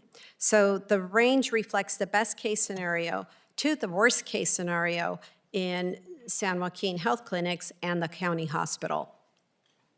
Healthcare Services Agency has a $30.4 million to $34.4 million potential impact. Behavioral Health Services has $22.5 million, Public Health Services at $2.9 million, and San Joaquin Health Clinics at $5 million to $9 million. And then some downstream effects in emergency medical services. Our county, as you know, has one of only 12 public hospitals in the state. And our hospital is facing a potential impact of $11 million to $30.8 million. HSA could be facing an impact of $9.4 million to $11.7 million, with $4.6 million in Medi-Cal, $4.7 million in CalFresh, and $110,000 to $2.4 million in IHSS. I will now turn it over to Genevieve Valentine, Director of Healthcare Services Agency. Thank you, CEO Regalo. Genevieve Valentine, Healthcare Services Director. The next few slides will be specifically regarding different agencies within the healthcare service umbrella. And from a collective, our agency is looking at a potential loss of revenue in these different departments that I will cover, as our CAO mentioned, between $30 to $34 million. The first slide is specifically about behavioral health and the anticipated significant reduction in Medi-Cal revenue. Currently, behavioral health serves approximately 13% of the population that is underserved or uninsured. We are projecting with the changes of eligibility, which Director Woods will talk about later, that a projected 35% increase of the uninsured over the next 18 months. Based off of lost Medi-Cal revenue or Medicaid revenue, we are anticipating $22.5 million of Medi-Cal revenue.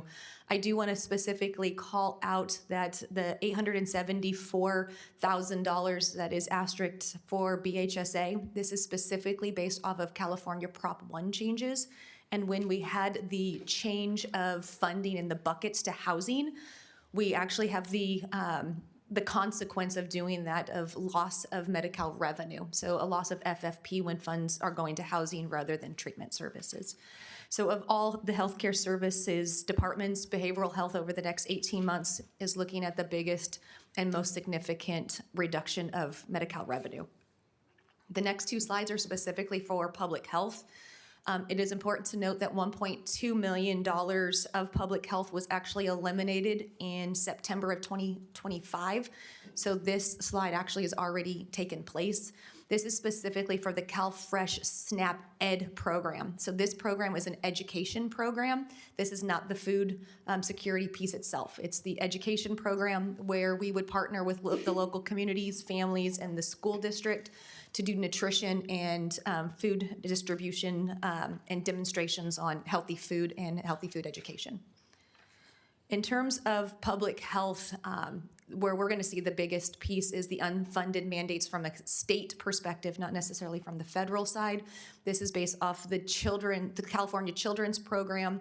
That is a required state requirement where we as a county must provide medical support services specifically for those who have chronic illness that may not be able to pay for transplants, cancer treatment, diabetes, and so forth. As of today, our county has approximately 4,000 children who have complex conditions. If any of these children fall off of Medi-Cal, our county's unfunded mandate next year will be approximately $250,000. However, we are anticipating over the next 18 months about $500,000 from a general fund perspective. California is also really honing in on public health from a core functioning perspective and looking at indigent health at large. So public health is refocusing of who we are, and we are regrounding ourselves into a core function and mandated public health department. With this in mind, this will be approximately $1.7 million of a reduction in service delivery within the public health domain. My last slide is specifically connected, oh no, I'm sorry, two more slides, is the health clinics. So the federally qualified lookalike health clinics that is now part of the healthcare services umbrella is under high exposure specifically for those that potentially could lose Medi-Cal. 85% of our client population is Medi-Cal, and we have a demand to serve and care regardless of insurance. It is our safety net clinics.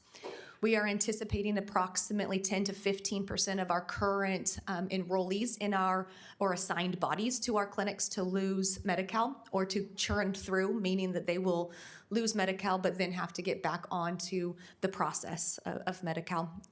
This is approximately 2,000 to 4,000 patients with a Medi-Cal revenue loss of anywhere between $5 million to $9 million from an annual perspective. This is based off of our PPS rate and other bundled services.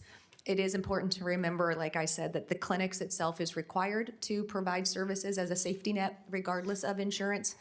If and when there ends up being this impact, there will be a direct impact to the general hospital, because if those who are not coming to outpatient services will then have unplanned services, that'll impact the general hospital at large.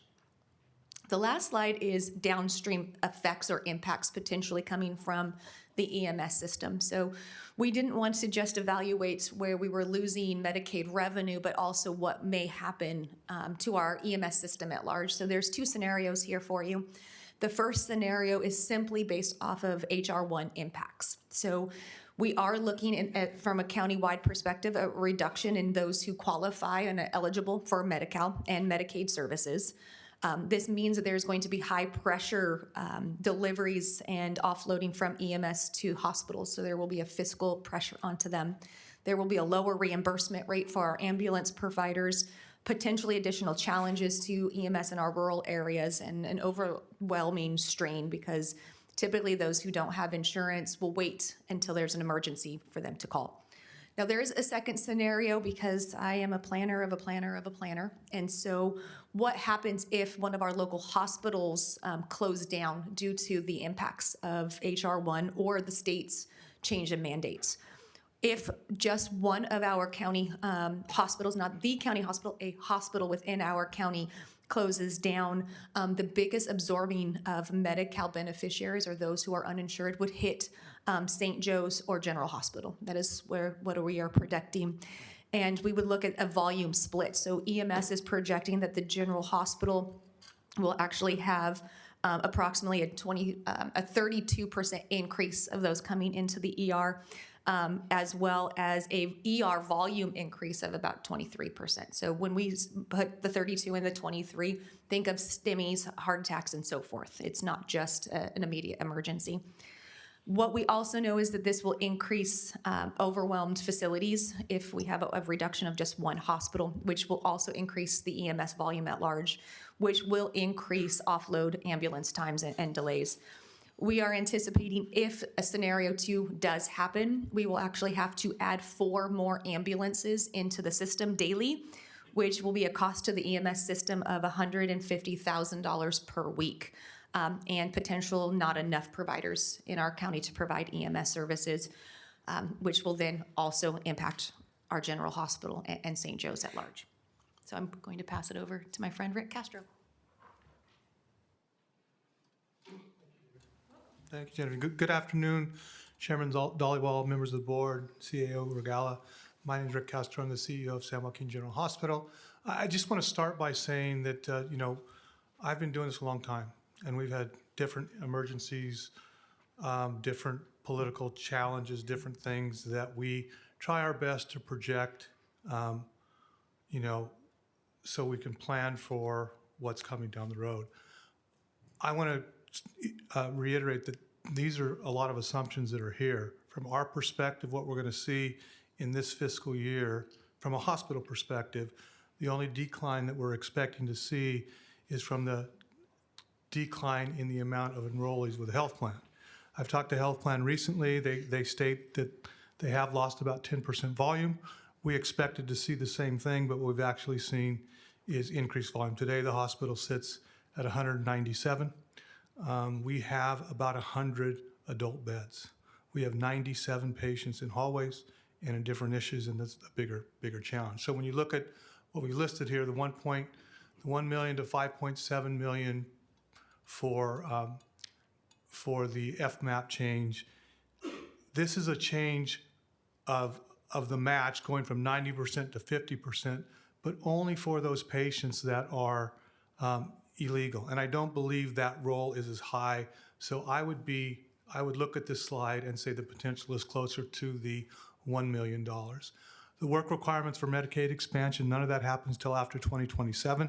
And we have a midterm election that could change all of that. So I think they're purposely delayed for that reason. And so obviously we're concerned because what happens when people don't have coverage, when people don't have the safety net Medi-Cal coverage, they don't seek primary care and their problems get worse. And we ended up seeing them at a time that is the most expensive time to take care of patients, which is a public knowledge across the country. So it's obviously best to be proactive medically.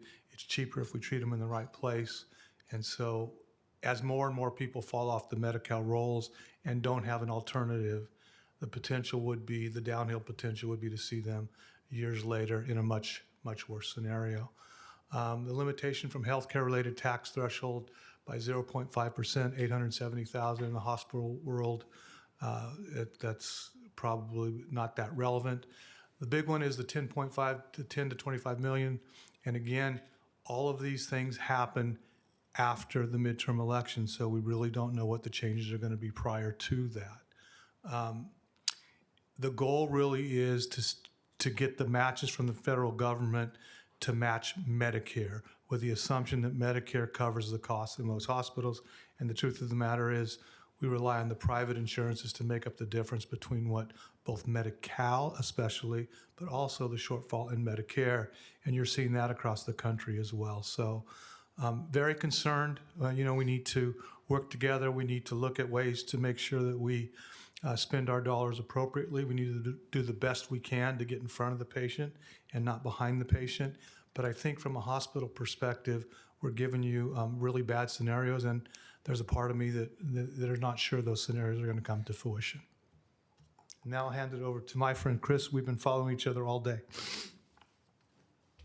And I'll stay over here. I'm nested over here, so. All right, good deal. All right. All right. Good afternoon, Chair Dollywall, members of the board. I'm Chris Woods, your Human Services Agency Director. HR 1 restructures the federal support for safety net programs like Medi-Cal and CalFresh. While HR 1 is federal legislation, its impacts are felt most directly at the county level, operationally, fiscally, and in service delivery. Counties implement state and federal policy. We do not design eligibility rules or benefit levels. However, we are responsible for administering the programs, ensuring compliance, and managing the fiscal impact. HR 1 introduces more frequent eligibility checks, work requirements, and compliance tracking. These changes increase demands on county eligibility staff without full federal funding. Today, more than 314,000 San Joaquin County residents, approximately 39% of our population, are enrolled in Medi-Cal. Beginning January 1, 2027, nearly 85,000 individuals in the ACA expansion population will be required to document work, education, volunteer activity, or an exemption to maintain coverage. They will also be required to verify eligibility every 6 months instead of annually. This represents a significant increase in workload for county eligibility staff. Statewide, this new administrative workload is estimated at $231 million annually. San Joaquin County's share is projected at approximately $4.6 million per year. Importantly, this workload is not fully federally funded. Nearly 132,000 San Joaquin County residents, or about 16% of our population, receive CalFresh benefits. Beginning June 1, 2026, HR 1 expands work and documentation requirements for individuals subject to able-bodied adults without dependents rules, impacting more than 18,000 local recipients. This new workload is estimated at $103 million statewide, with an annual impact of approximately $2 million in San Joaquin County. In addition, HR 1 reduces the federal share of CalFresh administrative costs from 50% to 25%. That reduction alone shifts approximately $2.7 million annually to San Joaquin County to fund existing staffing levels. So when combined, the Medi-Cal and CalFresh changes represent nearly $9 million annually in new or shifted costs to our county before accounting for other state proposals.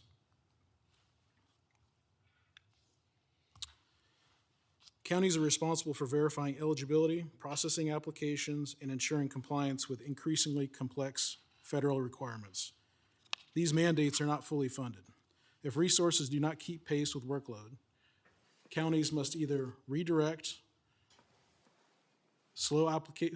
existing staff, slow application processing, or seek additional state or local funding to meet new requirements. We often hear that enrollment reductions generate savings. In practice, counties experience churn. Residents lose benefits due to paperwork or timing issues, then reapply, and then cycle back on the system. That churn increases administrative cost, delays access to food and health care for our residents, and often shifts expense into higher cost emergency systems rather than eliminating it. HR 1 does not reduce need. It redistributes cost and complexity, with counties bearing the operational and fiscal burden. In addition to federal changes, counties are also facing state-level fiscal pressures in the IHSS, or In-Home Supportive Services Program. Over the past 5 years, San Joaquin County's IHSS caseload has increased by more than 60%, from approximately 7,400 cases to over 11,200 today. During that same period, paid service hours increased nearly 63%, reaching approximately 12.1 million hours annually, representing roughly $280 million in salaries and benefits paid to local providers each year. While workload has grown substantially, administrative funding per case has declined by approximately 20%, from $707 per case to $568 per case. The state has also noted that authorized hours per case has risen statewide, and this is something Supervisor Rickman has noted. is while the functional index score of those recipients remains relatively flat at 2.8. The state has proposed establishing a statewide baseline for average authorized hours per case, requiring counties to absorb costs above that baseline. Although San Joaquin County's average hours per case are lower than the statewide average, ours is approximately 98 hours per case compared to 118 statewide, ranking us fifth lowest in the state. Depending on how that baseline is implemented, the fiscal impact could be significant. So for San Joaquin County, each additional hour above an established baseline could represent approximately $1.27 million annually. Additionally, the CFCO, or Community First Choice Option program, is for IHSS recipients who require nursing home level of care but choose to live at home. These cases receive 6% enhanced federal funding if reassessments are completed timely. Previously, the state backfilled the loss of federal funding for missed timelines. Beginning July 1 of 25, counties are responsible for 50% of the penalty, and beginning in July 1st of 26, counties will bear the full cost. For San Joaquin County, the projected penalty next year is a moderate $110,000. That's only achievable by redirecting staff to prioritize that workload. Without ongoing staff redirection, the exposure could reach $2.6 million annually. Statewide, this cost shift is projected to reach $81 million next year. In closing, San Joaquin County administers mandated social services programs serving hundreds of thousands of county residents. We do not control rules or benefit levels, yet we are responsible for implementation, compliance, and fiscal stewardship. H.R. 1 and related state proposals create significant budget uncertainty, increased administrative workload, and implementation risk. Counties need predictable funding, administrative flexibility, and strong state partnership to continue delivering essential services responsibly and sustainably.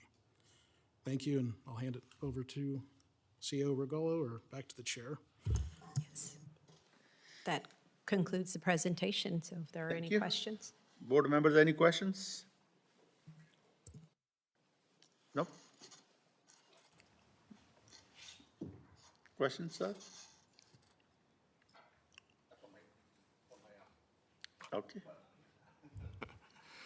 Thank you all very much for the presentation. And, you know, being the representative for this board for the California State Association of Counties, and this is the red hot button issue right now. We have 58 counties, and this is a topic of concern, as you can see why. And what differentiates us from the majority of the counties is we have, of course, our county hospital. And I want to say thank you to our CAO, all of you here today, for putting these slides together. Also working with CSAC, and was it last week, or week before, talking to our the staff members of our legislators.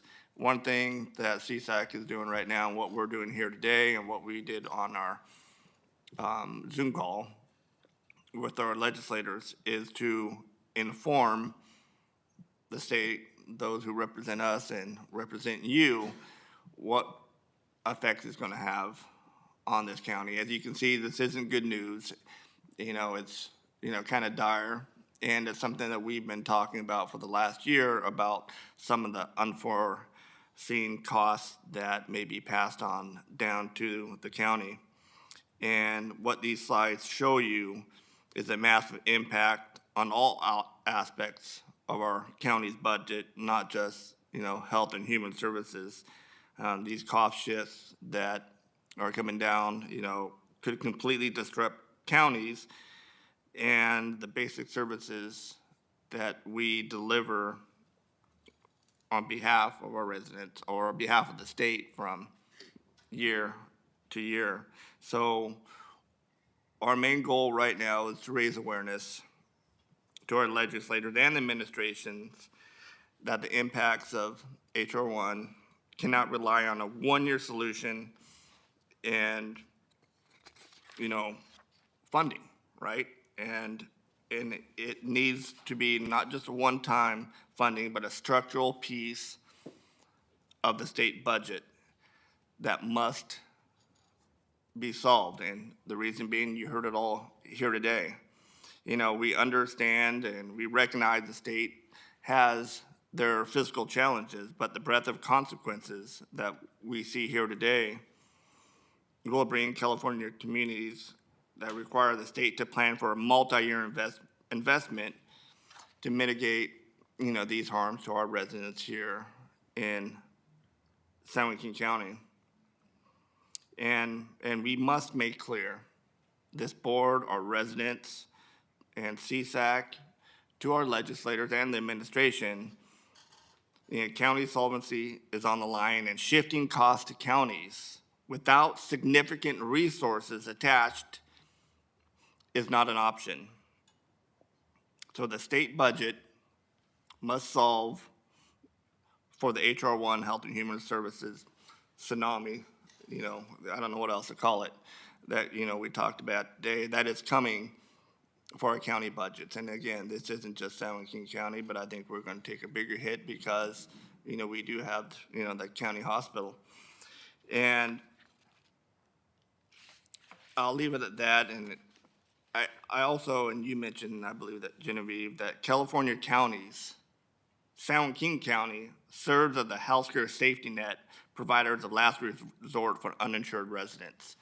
And that's not just something, you know, a line that we made up, but it's enshrined in the Welfare Institution Code, section 17000, or 17,000. You can look up, and it explains the roles and responsibilities of our counties.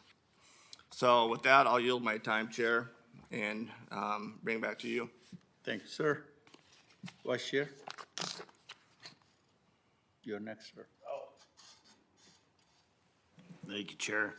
Well, I had a whole list of questions, but I think they've pretty much all been answered. The preview I got last night, I understand where Supervisor Rickman is coming from, and I completely agree. I mean, it's not, you know, no one's going to argue that, you know, the tax cuts in HR 1 weren't good, and that able-bodied men without children shouldn't have to work or volunteer, what have you. SNAP benefits for food aren't being cut off, what have you. But there are certain impacts we have, and what it comes down to is unfunded mandates, again, from the state, from the federal government, are telling us they're dumping the workload on us, and they either need to, you know, cut the responsibilities that we have, or they have to pay us for it. So I guess what I would ask for you, just as, you know, our little trip back to DC last week, and Supervisor Rickman obviously does a great job with CSAC, is some direction from you. I'm assuming on this call with our state legislators, was that last week?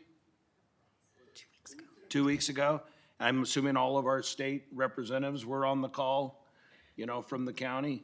Staff, go ahead. Unfortunately, you know, we were, you know, thank you, Supervisor Dean. Yeah, unfortunately, no state representative, their staff was, you know, we were surprised because of the magnitude of what we're facing here. Okay. I guess I need some, we need to obviously get them involved and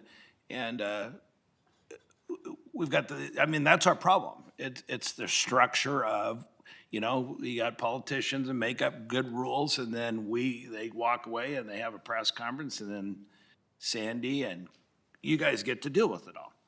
And then so we need some guidance exactly what we're lobbying for in order to get this unfunded federal and unfunded state mandate specifically fixed. Thank you. Anybody else? Anybody from the public?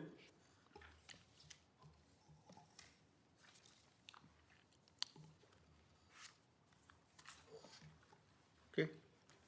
And Chairman? Yes, sir. If you would, and again, I just want to say thank you guys for your hard work and your nose to the grindstone on this. And, you know, I can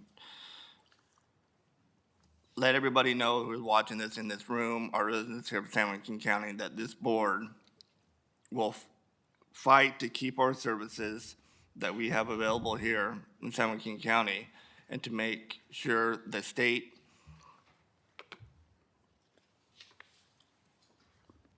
makes this a structural piece of the state budget. So we will be fighting tooth and nail for San Joaquin County and our residents that live here in San Joaquin County. So thank you, Chairman. Appreciate it. One more comment on that. Supervisor Rickman, and correct me if I'm wrong. But yes, we will fight. I mean, one of the things we will not allow and we will not put up with, and correct me if I'm wrong, is waste, fraud, and abuse, which there's a lot of in the system and nobody can argue with that, and people collecting benefits that aren't legally eligible. And so that's where we will make sure we're fighting with it for every citizen that deserves those benefits and that are in need of those benefits that are legally allowed to get them. Thank you, sir. Before we move on to, yes, please.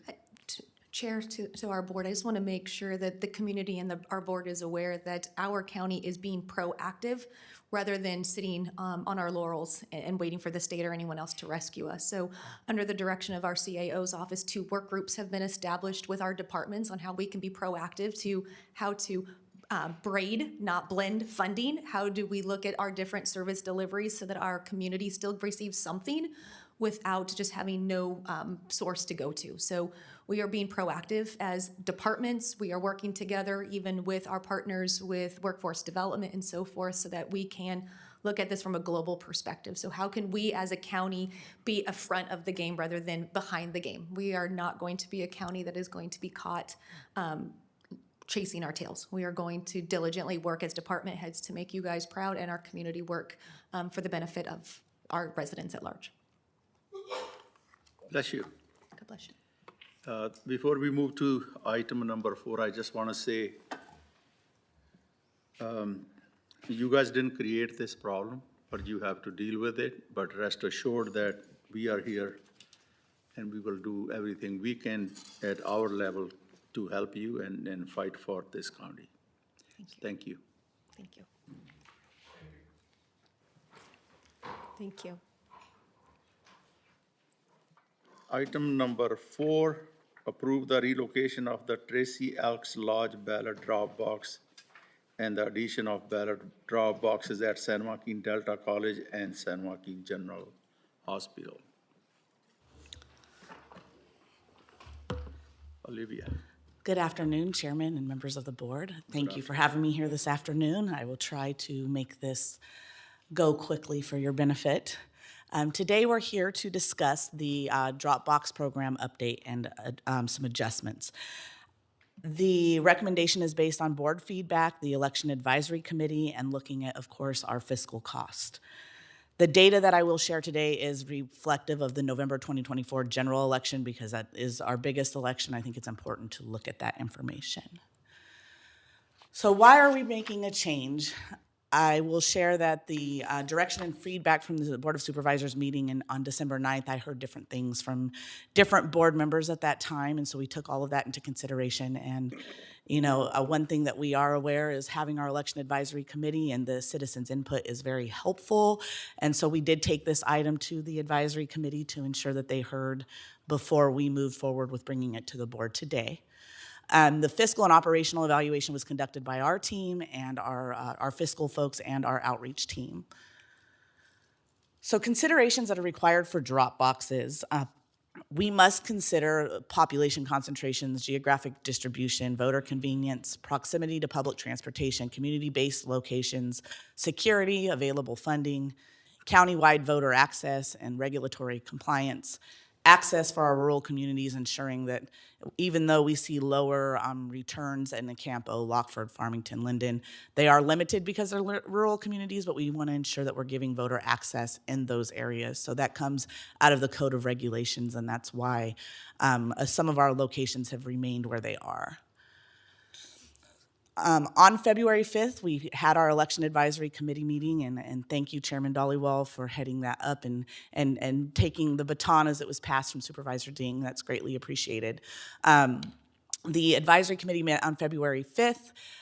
We discussed recommendations that they made, the relocation of the ballot drop box from the Tracy Elks Lodge to the Larch Clover Community Center. That is county property, so relocating that to the north side of 205 will provide better access instead of, as we fondly refer to that box, the box in the bush, it'll get relocated. The installation of the ballot drop box at San Joaquin Delta Community College, that was requested back in between 2024, between the two elections, and at that time, it was agreed upon with the board that making a change from our primary to general election was not the best for the community, so we didn't move forward at that time, so that's back on the table. The installation of a drop box at the general hospital, so I heard the questions about French Camp area and access for them. Again, the county hospital is county property. There is access for all of our residents and many employees and such there, so there is the recommendation to put one there. We also talked about drop box security cameras. I only brought up the security cameras because, as I've heard this board clearly say, we need to be very mindful of cost savings and things that we can do to ensure that we are making the best choices for the county. And so the drop box cameras are expensive, but what I've heard, and it seems all sides, no matter the party representation, is they are very fond of the cameras and like the security that it provides. So at the meeting, the advisory committee recommended that we keep the security cameras. They also recommended that the utilization of the HAVA security grant funding is used to offset the cameras. So we brought an item back in May of last year, and it was asked that we go back to the advisory committee. We were on delay because we didn't have an advisory committee meeting until this February. So we were able to clarify that. Plus, we've received an additional grant since that last grant for the same purpose, and so the committee is recommending that we use the funds for that. I'm bringing that item back on March 17th, so you're not hearing about the grant today, but it will be in 2 weeks. And the request of the advisory committee was that our office, the Registrar of Voters Office, conducts a further analysis on what it would look like to expand Dropbox locations. Again, that comes with quite a price tag and wouldn't be something right now that I would recommend based on what we've heard from the board. However, the advisory committee has asked us to look into it, so we will do that. And if something comes of that recommendation later, we will bring that forward to you. So cost of Dropboxes, to recap, when we first bought our drop boxes that we currently use, they were $178,000. We were able to recover 75% of the cost through a state grant. And so our net county cost at that time was $44,613.75. During election periods, Dropbox retrieval occurs every other day except for the day before the election and election day. 2 teams of 2 temporary county staff retrieve ballots, averaging about 3.5 hours per day. The daily retrieval cost is about $280. The total retrieval cost for the whole election period is roughly $8,760. So cost comparison versus USPS. The total ballots returned in drop boxes in the 24 election was 76,722. The total ballots returned through the Postal Service was 105,194. Keep in mind that when a ballot is mailed out, we're paying postage, and when that ballot is mailed back through the Postal Service, we are paying 51 cents for the return of that ballot. The cost for the return ballots for the postage for the 105,000 ballots was $53,648.94. If drop boxes were not available, the additional cost would have been an additional $39,128.22, and that would be the 76,000 that were returned through the drop boxes. Drop boxes provide significant cost savings compared to USPS return. Drop boxes also provide secure, direct county-controlled chain of custody. So when that ballot leaves that voter's hand, it's going to our staff as the very next stop. USPS ballots are routed through Sacramento, and they are handled at multiple locations before they do make it back to our office. I wanted to bring this up because this is a look at some comparable counties, and it gives an idea of where we are as far as having 25 drop boxes. So if you look at the column, you will see that there are counties that have less registered voters and far more drop boxes when you're looking at the drop boxes per 10,000 voters. So we're ranked at about 8th on this list, and so I just kind of wanted to point that out, that we are moderate. We're not overkill on this, but we are above. The minimum requirement is 15 at this point with our registered voter count. However, We do have one at most of our city halls, which are servicing, the city clerks and the city election, or for the city elections official. So just in a nutshell, I wanted to showcase that we're right on target in that regard. We're no longer at 378,000 registered voters. We're at about 408,000 currently. Dropbox security cameras. Although they're not required by law, the Registrar of Voters Office implemented the security cameras at each box at the direction of the Board of Supervisors. Those cameras provide 24/7 live monitoring.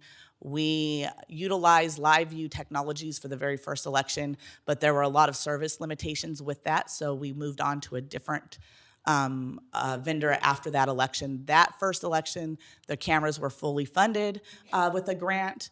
The transition to EarthCam which successfully provided monitoring and support that we desired. The cost per election, including the rental, installation, hosting, and support, and archiving the data for those Dropbox cameras and that footage, is about $230,000 per election. The initial EarthCam deployment was partially offset by $66,000 in the federal grant funding for the 2024 general election. Because we were reimbursed by the state, we included the cost of our Dropbox cameras in our estimate, so those were covered at that time for the special election. But now moving forward, our grant funding is much less, and so we would absorb the cost of the cameras. So 2 additional drop boxes are already owned by the county. I want to make that clear. We have 2 in storage, thinking we may need to have a spare. Well, those boxes are 2,500 pounds, and every time I've called facilities and we've had any small issue, they've been able to go out and do any repairs, and we've had no issues with the drop boxes. So we do have 2 in storage that are sitting in our warehouse. The installation and the relocation costs are minimal. We would work with our county facilities team to get that accomplished. The camera increase would be about $18,000 more per election for the 2 additional locations. Camera costs are partially recoverable through the election billing, and so thank you to this board for giving us the opportunity to really look into our election billing, and we did a full study on analysis on that, and so it was identified that it would be acceptable for us to bill out a portion. So if we're recovering about 25% of the election costs in a primary, we would recover about 25% of the Dropbox camera costs. Same with the general election, we recover a little bit more, so it's about between 25 and 45%, depending on the election type. Each ballot returned via Dropbox avoids a 51% cost, or 51 cents in postage. And now I am available for any questions. Thank you. Board members, any questions for Olivia Hale? Yes, please. So on those on the cameras, would it be less if we just had like SD cards record it instead of having a live feed so that it's not as expensive? I mean, are there a lot of hits for live feed as it's going on? Or, is there any study on that? Through the chair. So many counties, Supervisor Canepa, many counties are just doing pre-recorded footage if they do have cameras. Not everyone has the live stream. We're actually the only county in California doing the live streaming. If we didn't live stream, that could reduce the cost, definitely. I don't know the exact amount it would reduce to, but if we were continuing with what we've done as of right now, I know that the live streaming is something that is desired. When we had the meeting with the advisory committee, folks were actually appreciating that they could look in real time and see their ballot that they could see themselves putting their ballot in the box. So, we're definitely open to going back and seeing if we can reduce the cost and take away live streaming, if that's something that we would like to look into. Thank you. Vice Chair Ding? Thank you, sir. Thank you. I'm sorry, I'm caught up on your last statement. So people went to the drop boxes and they like to watch themselves put it into the drop boxes because they like to view themselves doing it. Never mind, too late in the day. One thing you didn't mention is voting at the polls in person costs you nothing. The other thing is we all this. I'm not going to argue about drop boxes and whether we should have them or not, but we're mandated to do a certain amount of them. Let's do the certain amount, do what we got to do. But as far as expansion, new cameras, guys, we can't afford it anymore. Yeah, if all the taxpayers got to pay for this. If you can't walk your butt down to either the postal box or one of the 15 drop boxes or the 200 polling locations, we can't afford it. So we need to figure out what the state is paying for. And if they're not, we can't afford to pay for anything anymore. That's my feelings. Anybody else? Anybody from public? Molly Watkins? All right, I'm awake. Been here a long time. Okay, gentlemen. So the state requirement, as you just said, is 1 for every 30,000. So that means we need 15 boxes. So why do we have more? This body has ignored when we came last time to say that we only needed 1 for every 30,000. She bought 27. We are currently using 25 of those 27. Almost every one of those boxes, if you stand at the box, you can see the post office, or you can see a postal box from that box. So we're duplicating. Again, why? Delta College put a box there. You know what's kind of funny about the Delta College thing is that you received 2 letters, or her office received 2 letters from Delta College students asking for a box in May of 24. That was 18 months ago. So why didn't you get a box for the last election if it was so important? And if that election of redistricting was so important? Okay, but the real issue here is cost, just as we said. You don't have 2 nickels to rub together. I'm a walnut farmer. I don't have 1 nickel to rub together.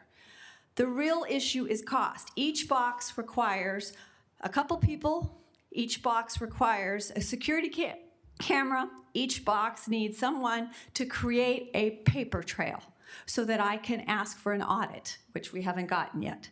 But anyway, that's all part of it.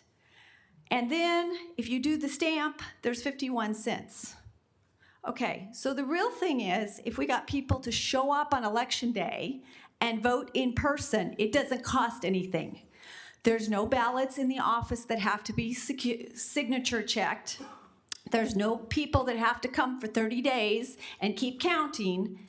So why don't we put our money into doing a campaign for get people to vote on election day, or tape their ballot to the polling place and run it through the scanner themselves when they bring it there?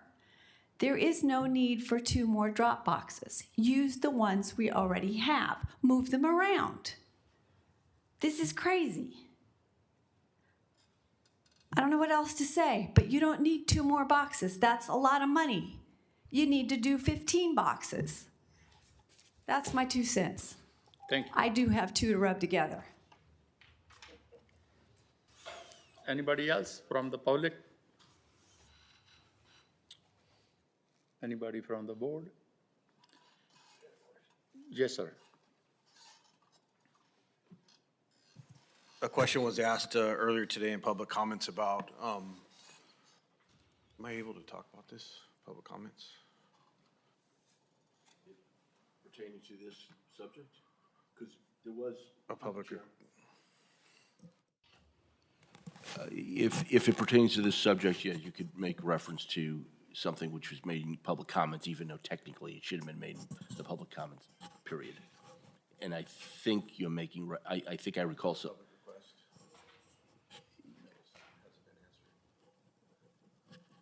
If it pertains to this subject matter, you can talk about it. I'll pass on my comments and I'll just follow up. Thank you. Anybody else? Do we have a motion? Just one second, please. Need a motion for the 2? Yeah, they are having a discussion.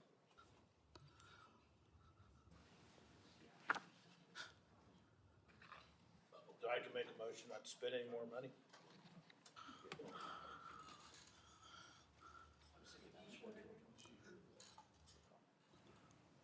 So what's on the, we're doing the top 3 as recommended the Board of Supervisors, 1, 2, and 3, correct? Correct. Correct? What is it again? Through the chair, the recommendation, I believe, is to approve the relocation of the Tracy Elks Lodge ballot box and the addition of a ballot drop box at San Joaquin Delta College and San Joaquin General Hospital. Is that correct?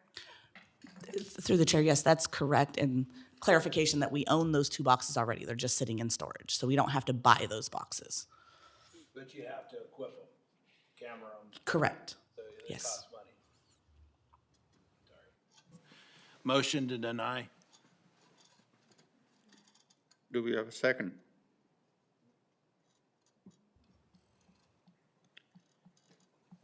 Lack of second, motion dies. Do we have another motion? I'll make a motion to approve item 4. Second. Call for vote, please.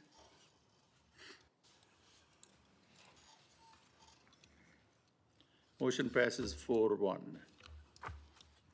Thank you. Thank you, Olivia. Thank you.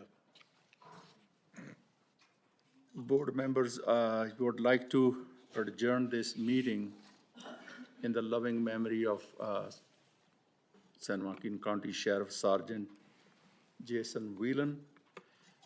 Our deepest condolences to his family and to Sheriff Withrow and his team. The meeting is adjourned to March 17, 2026 at 9 a.m.